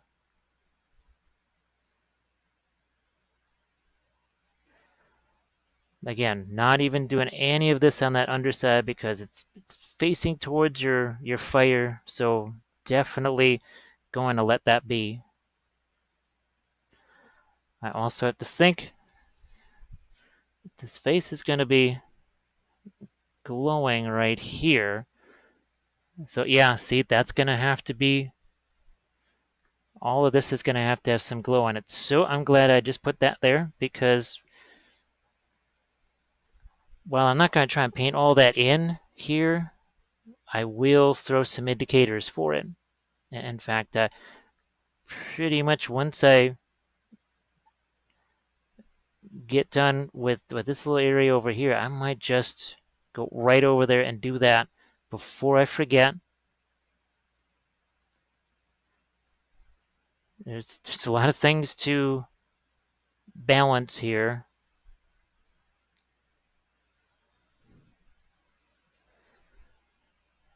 Okay.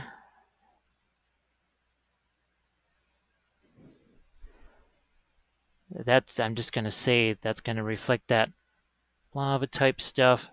So before I get too involved up here, I'm just going to place the face.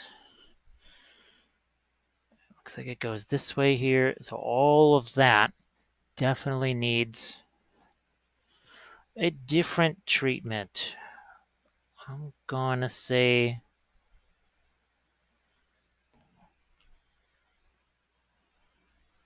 like this. Oh, look. I didn't really waste my time there because, oh, I'm just tinting that lighter color.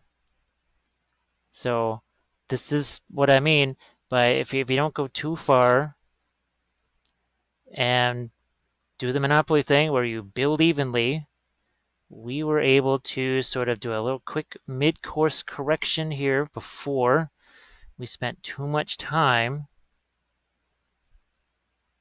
potentially wasting time. Too much time wasting time. Oh yeah, I've seen that happen before.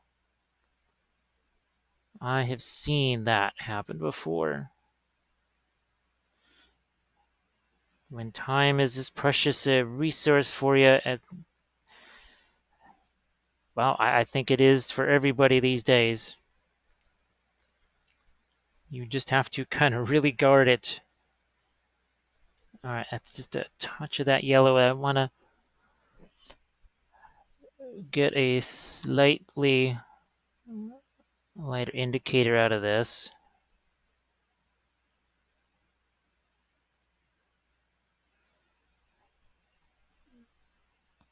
This too. That too is going to need some of our... But this essentially is going to be kind of in shadow. It's going to be interesting. This will be a tricky little deal right here. Getting a whole lot of surfaces all happening in a very tight area here. So that sort of determines now that this is also going to be glazed a little bit with area, but I'm going to say that for the most part, this stuff here is not going to be reached.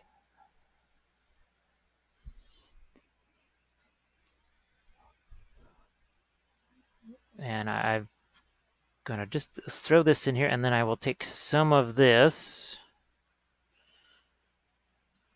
with the notion of it going down by the other armor on the leg, the other armor on the arm here. So you could see we've changed that around a bit now, and Who's to say we don't now have some of that casting a little bit more of an orange glow there. Let's do even more of our orange into that. Less yellow, more orange.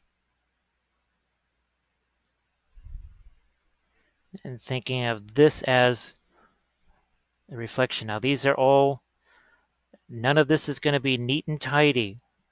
Just realize that. Because think of the changes that we made. Okay. Down here, definitely thinking about that reflecting the smoke and ash and fire and all that other good stuff. I'm thinking the same right here, because these are, remember we talked about stuff pointing towards where the fire is? Well, this most certainly is doing that. So boom, there we go. You can see it sort of fits inside those sort of yellow ochre, I don't want to call them stripes, but I think you know what I mean. All of this stuff is probably going to be given even some more highlights.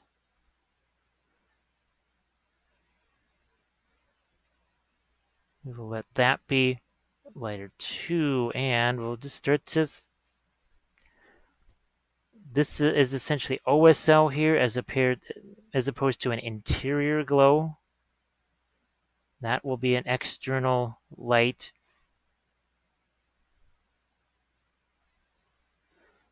Which I'll go back into later, but for now,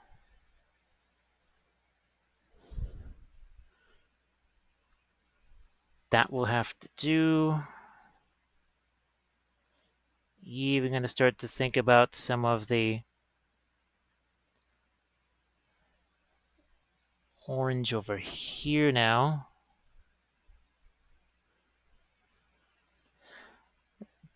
Then there's going to be another part of this too where we add in, well, we've got that mahogany, right? Some of our, you need some darks in there too. You must have dark to show light. We're, in many ways, we're working in a light mid-tone at this point. I know it seems light at the moment, but really it is not all that light. We can go a whole bunch lighter than that. And even that little bit right there shows you just, that's just with a tiny touch of yellow added to the fluorescent orange. That's all it is. And already that makes a big difference. So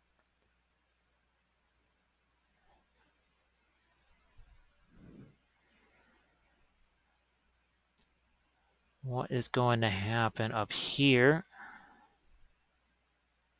Again, that's where our glow from our face is going to be. So yeah, that's an interesting source of light, the face, but that's how we've kind of executed it. So we'll carry that through.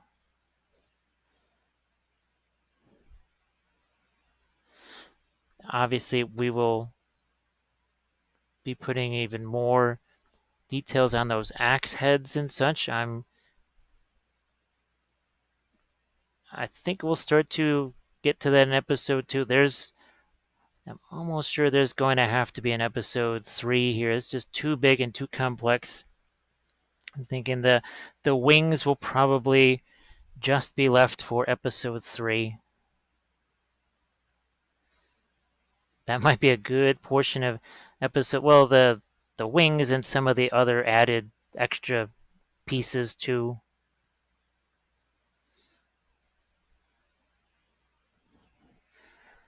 Yeah, so I'm feeling now, like even here on some of these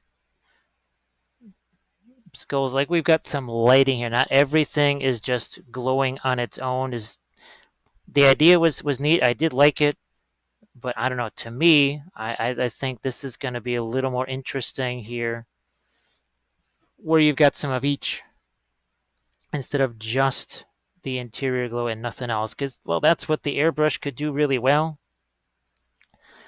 What it can't do really well is a lot of this stuff. You use right tool, right job, I guess. As we keep going in here with some more of our, get those lighter oranges. Looking for armor that, oh yeah, like here, this is all, it's not just pointed towards the flames and such, it's practically in them. So let's really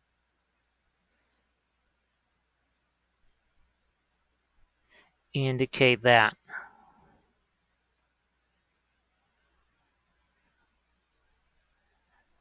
I'm not quite sure how much pinning or whatever is going to happen in this area down here. It could get a little crazy. I'm anticipating that. There might have to be some, I'm almost sure I'm going to have to put some kind of green stuff in there just to stabilize it and strengthen it. And probably a pin too, which is going to be difficult. It's not really the type of joint that is easy to pin at all. If I can show you some of that process, I will, because that might be helpful too. So again, I think you can see how some of that, like it's an indication of flames being reflected, like those plumes are being reflected in the armor here. This is, geez, a while ago, and I mean hours ago when I was first starting to do this area, that is kind of what popped into my head. And now I think you're finally starting to see that start to show up here. This is what I mean about, for you guys, sometimes I will either accelerate the process or just do something that I normally wouldn't do on my own, because in my own head I can already see how it's going to play out.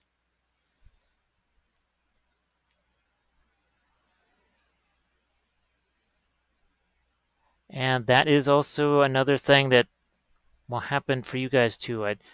I've seen it where people, they have a tough time visualizing what the heck it is that they want to do.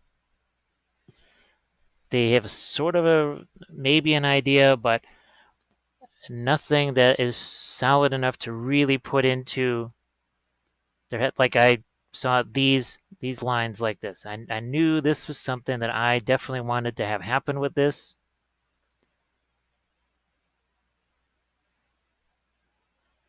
I'm going, yeah, let's just go back to my orange over here, and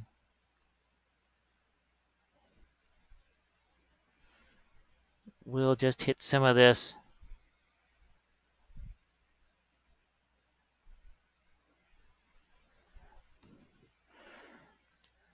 Yeah, that is definitely starting to indicate a little more shape. Gonna go into this here, and because that's just, can't have that kind of dark there. We need some sort of either reflected fire or reflected something. And I'm just going to go with this.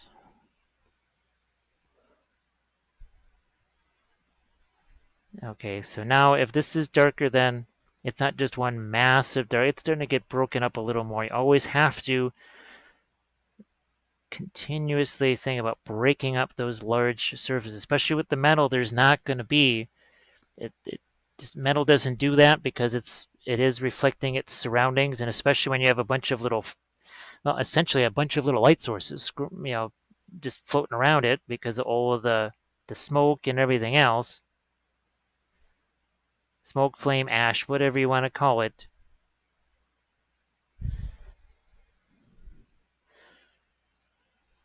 All right, that is, and see how that just has, again, there's more going on there now. This is starting to take a little bit more shape. I just did not see that as armor plates down there. Not quite sure why. I just didn't notice that.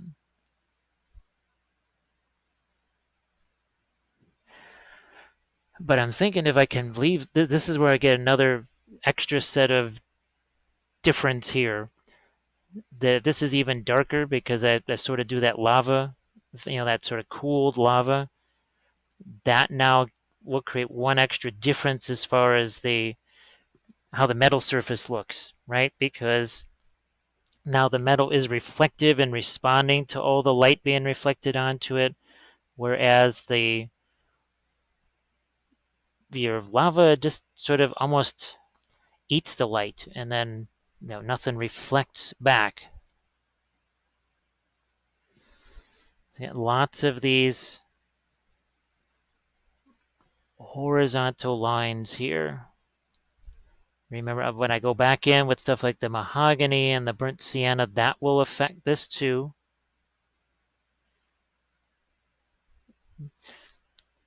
For all intents and purposes, sort of adding a few extra lines or striations to it.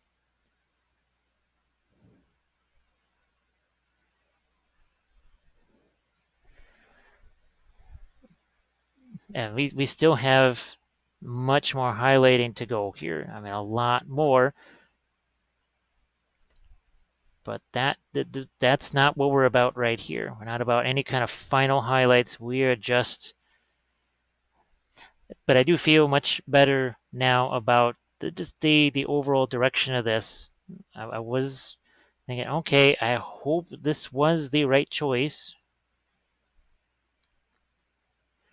because maybe this is another reason why I'm just not such a big fan of the airbrush stuff, because you do see some interesting effects that are created by the airbrush, but then in the effort to kind of keep those, maybe you don't do some other fundamental things that you should actually still try to get on that miniature.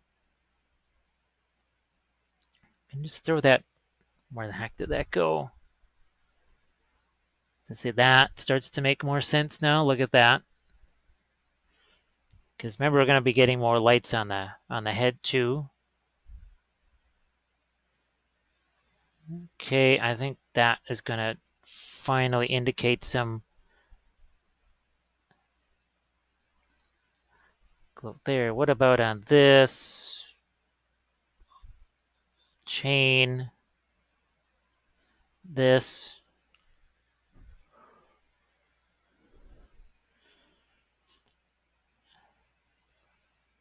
And like is that we're going to do one more segment here for this part one, and we're going to take our mahogany, some of those darker colors. Yeah, if I have to go back with a lighter color for whatever reason, I'll do that too. Like here. Okay, there's some of our red. Something to, I like that. Not sure why. It seemed like the right thing to do. Might even just to throw a bit of a glow onto that.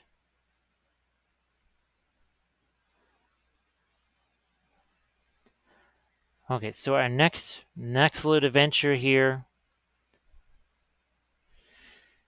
is going to be to take some of our darker color, incorporate that here, and then maybe, I don't want this to say smooth some things out,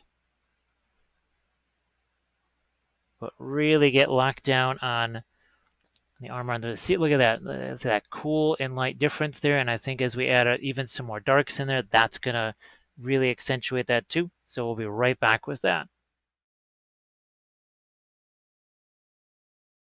So I've also blue tacked the head in place temporarily here so that I can get a bit of an indication for some darks on the head too. This is just another one of the slight little glaze here too. Again, if I'm thinking that's going to be flame right there, Not quite sure. Maybe this is another area where we can. Oh, yeah, okay. So maybe that's another spot where I can paint in some similar to what we did on not the wings. But let's just real quick here. I just want to throw this out, see if it even is a viable thing. So just bear with me here.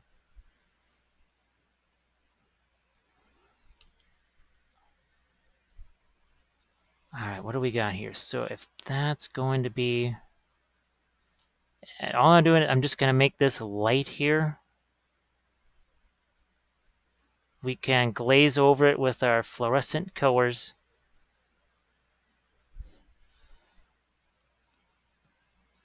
And I think you can see what I'm doing.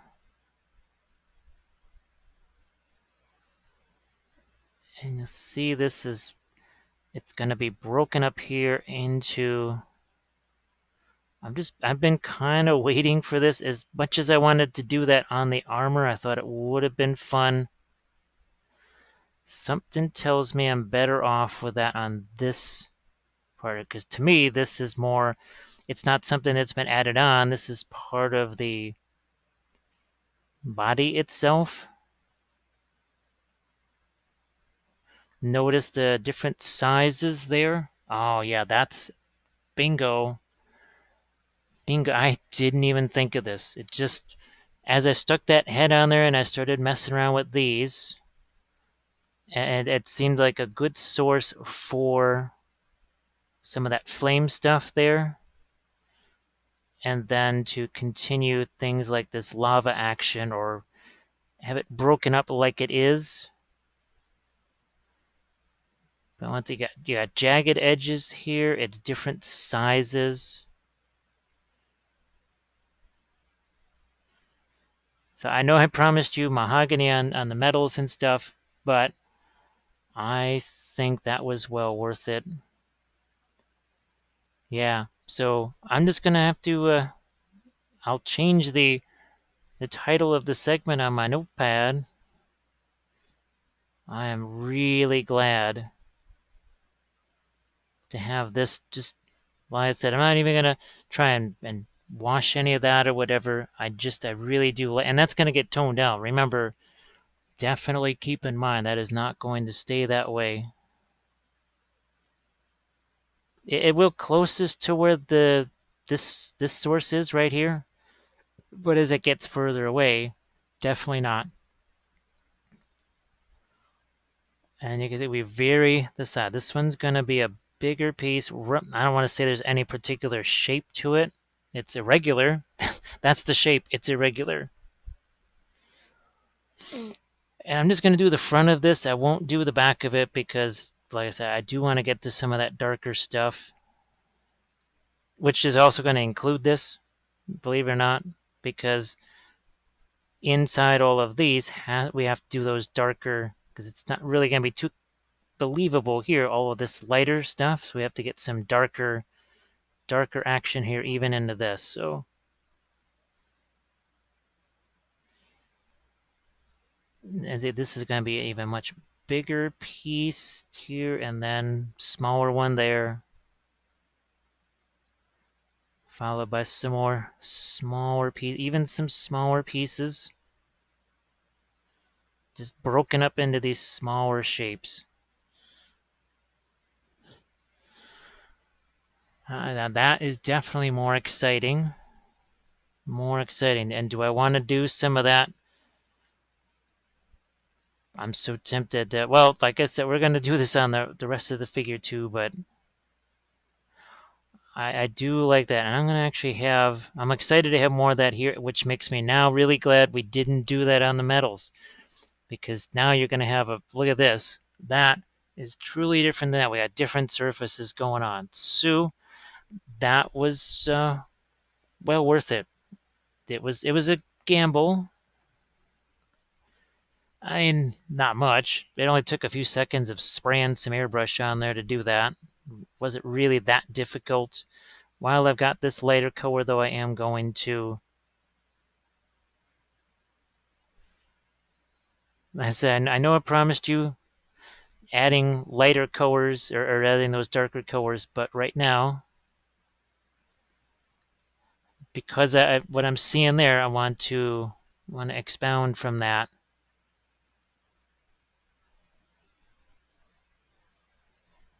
More striations. See, the more of those that I get, but I don't want them to just be an endless straight dash. So I got to break those up. They can't just be one continuous straight line. They have to be different thicknesses, different widths. Also trying to make them look more like just in some ways dots there.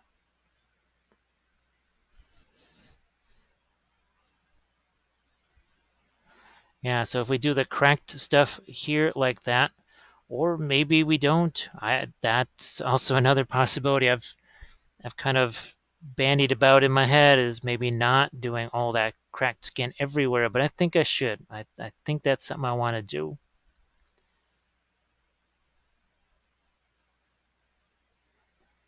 Oh, here we are.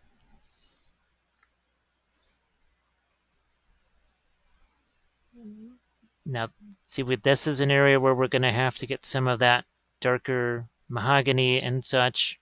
Here's another area on the other side of this, because we're adding all the light stuff. We also need some darks in there too.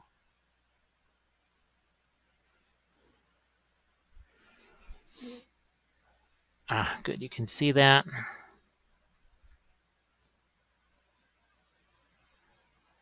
Again, to see this, it just even within the so-called line, there's individual broken up things, and there. Look at this little fine, smaller lines starting to work their way in.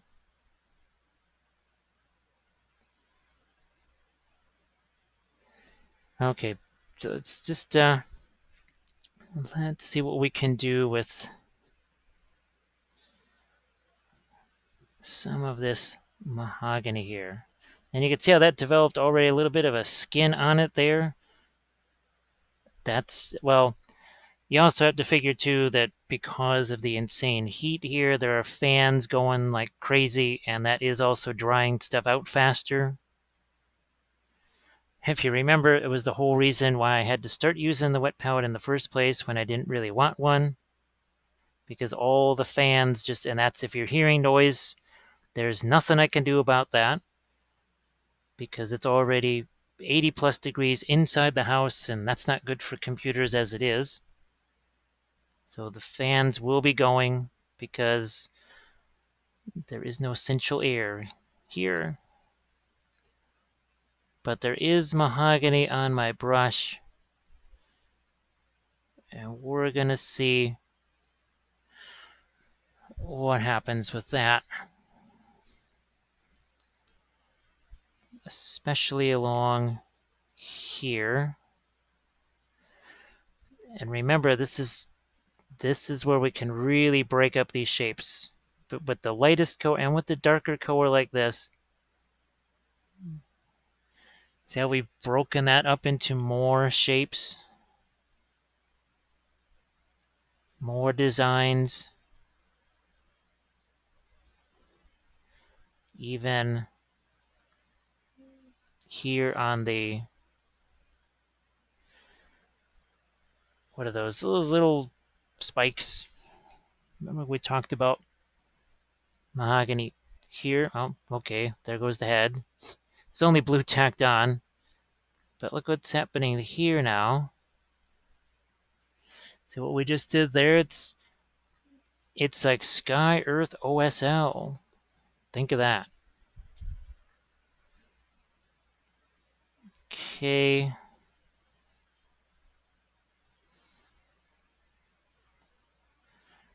So that already, see, that gives what was up here. Now it doesn't have to be quite so light necessarily, just because if you want to have light, you must have dark, and we threw in some extra dark there. We're doing some of that here.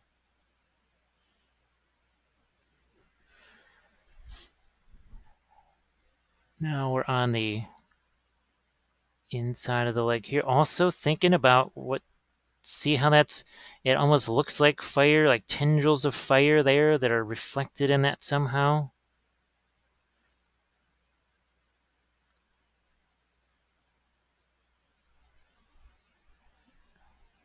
Okay, up here, we've got a whole blizzard of lighter shapes. Ironically, mention a blizzard while I'm working on fiery effects while the house is a bazillion degrees inside. There's the blue tack right there. Let's see what we can do now with some mahogany here. And see how, look at the way these shapes are going. It's like this instead of just this, just a straight line. We're breaking that up almost into kind of like crashing waves or something.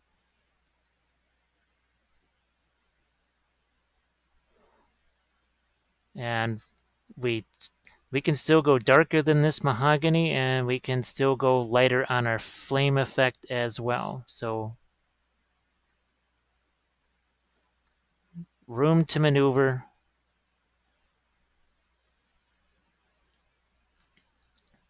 What's going to happen back here? Because look at this, I can still add the wildwood to this and make it darker. So certainly there is more dark that we can add to this.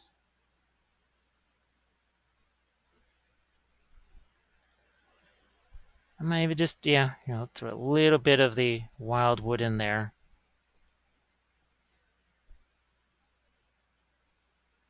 That develops a little bit more of our dark, more of a horizon line. But again, thinking about in terms of flames, not the usual like a tree line. You've seen that, I think, several times in videos where the horizon line, so to speak, is essentially a bunch of trees, or maybe the guy's walking next to the guy, whereas here we're thinking horizon line is just flames. So the horizon line, which it normally sort of has a faux lighting of its own, well, now it really has some lighting. And I'm just going to chuck in a little bit of a glaze there. Remember we said we would probably do something like that. Okay. Here now, we are going to see if we can't develop the same thing here. Again, make it look almost like there's some flames here breaking up this shape. Yeah, it was kind of neat to have it be a blend like that. But I think now it's going to, because it really is pointed towards where all that flame stuff is. I think that's going to show the flame, the whole idea of flames a bit more. I'm also going to hit these like so.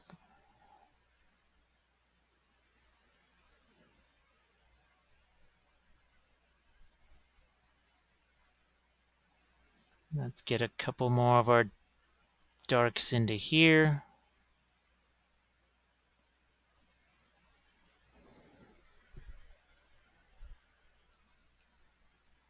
Okay.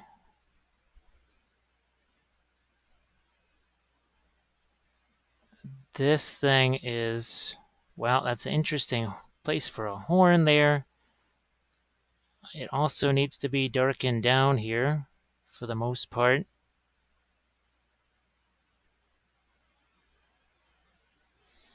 I realize we haven't done a whole bunch really with the axes and all, but we've pretty much shown that they're going to have their own interior glow.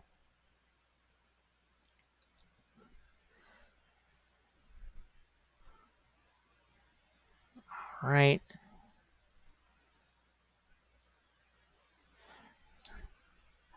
Now, with our last bit here, this is that. Now I kind of watered this down a little bit, so it's not And we're going to even go darker than the mahogany, but I wanted to show you something here. So yes, we're making this darker, but you can see how I'm really hoping you can, obviously the color itself is kind of driving the camera bonkers a bit, but this is very much a glaze. It's pretty watered down, but I think you can see we're breaking up even these into their own smaller shapes, but in a more subtle way, not quite as bright as this, as these cracks here.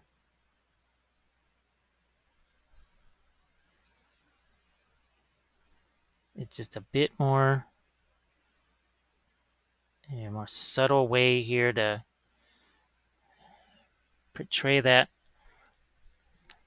lava. Now, you're going to say, well, wait a second. Now it doesn't have, it's lost some of its light to dark. Well, of course, because we have to, in effect, we have to glaze this lighter portion here. Because remember, this is not going to be as light up here as it is down here. But I hope you can tell that because this is more of a glaze, as I do more of it and there's a little less paint in there, it's not quite as dark anymore. See that? It's not quite as dark anymore. I'm going to just use a little bit of this again as a, just darken some of that. And then we're going to go in with that's our Blood Angel red, some of our fluorescent orange here. And there we go. So that gives you, I think, a little better indication of what it is that I had in mind. And I'm doing this now because I'm going to be able to go over and do another glaze of the darker colors there. Because you can see the fluorescent does leave a little bit left behind there. A little bit of a residue over the darker tone.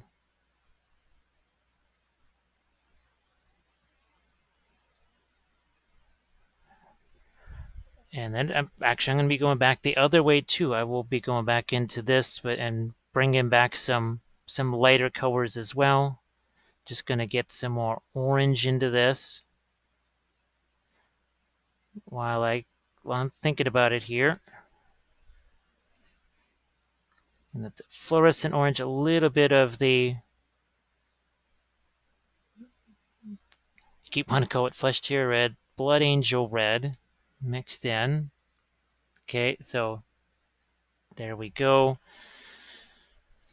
And now for some of the straight up wildwood here, touch of the mahogany.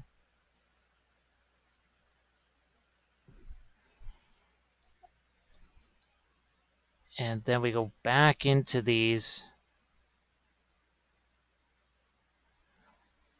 And this is where I can even put in a couple of more shapes. Like here is one. So we're breaking up the big shapes into smaller shapes, but not quite so dramatically. Because we didn't necessarily want them to look like scales either. So see, now that looks like it's cooling more as you get away from the face. That's the idea of it.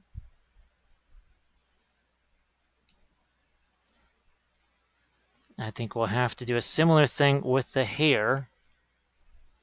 But that's going to be, we'll do that in the next episode here.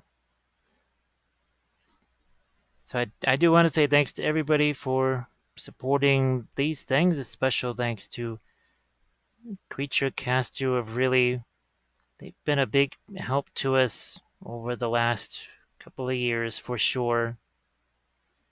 It's been great to do work with them. Now look what that's doing. So again, I don't want to get that too far down here.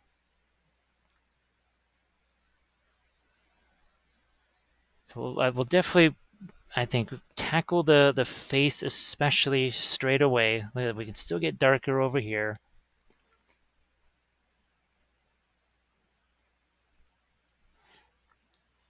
And I think we'll also get into some of the skulls and these other bits on the armor here. And I think the wing assembly, that's just going to be left for the last episode. There's just so much going on with that by itself. That's going to take a whole episode just to film by itself. So I think you're starting to see a little basic layout of how the rest of this is going to happen. And I do hope that you are able to join me on that next episode of Painting Creature Caster. All of again, your support too, just like Creature Casters, makes a big difference. Makes a huge difference. I wouldn't be able to do this. This would not be happening right now if it wasn't for the support. So it is appreciated. There. Some of these things a little bit tough to get to. There.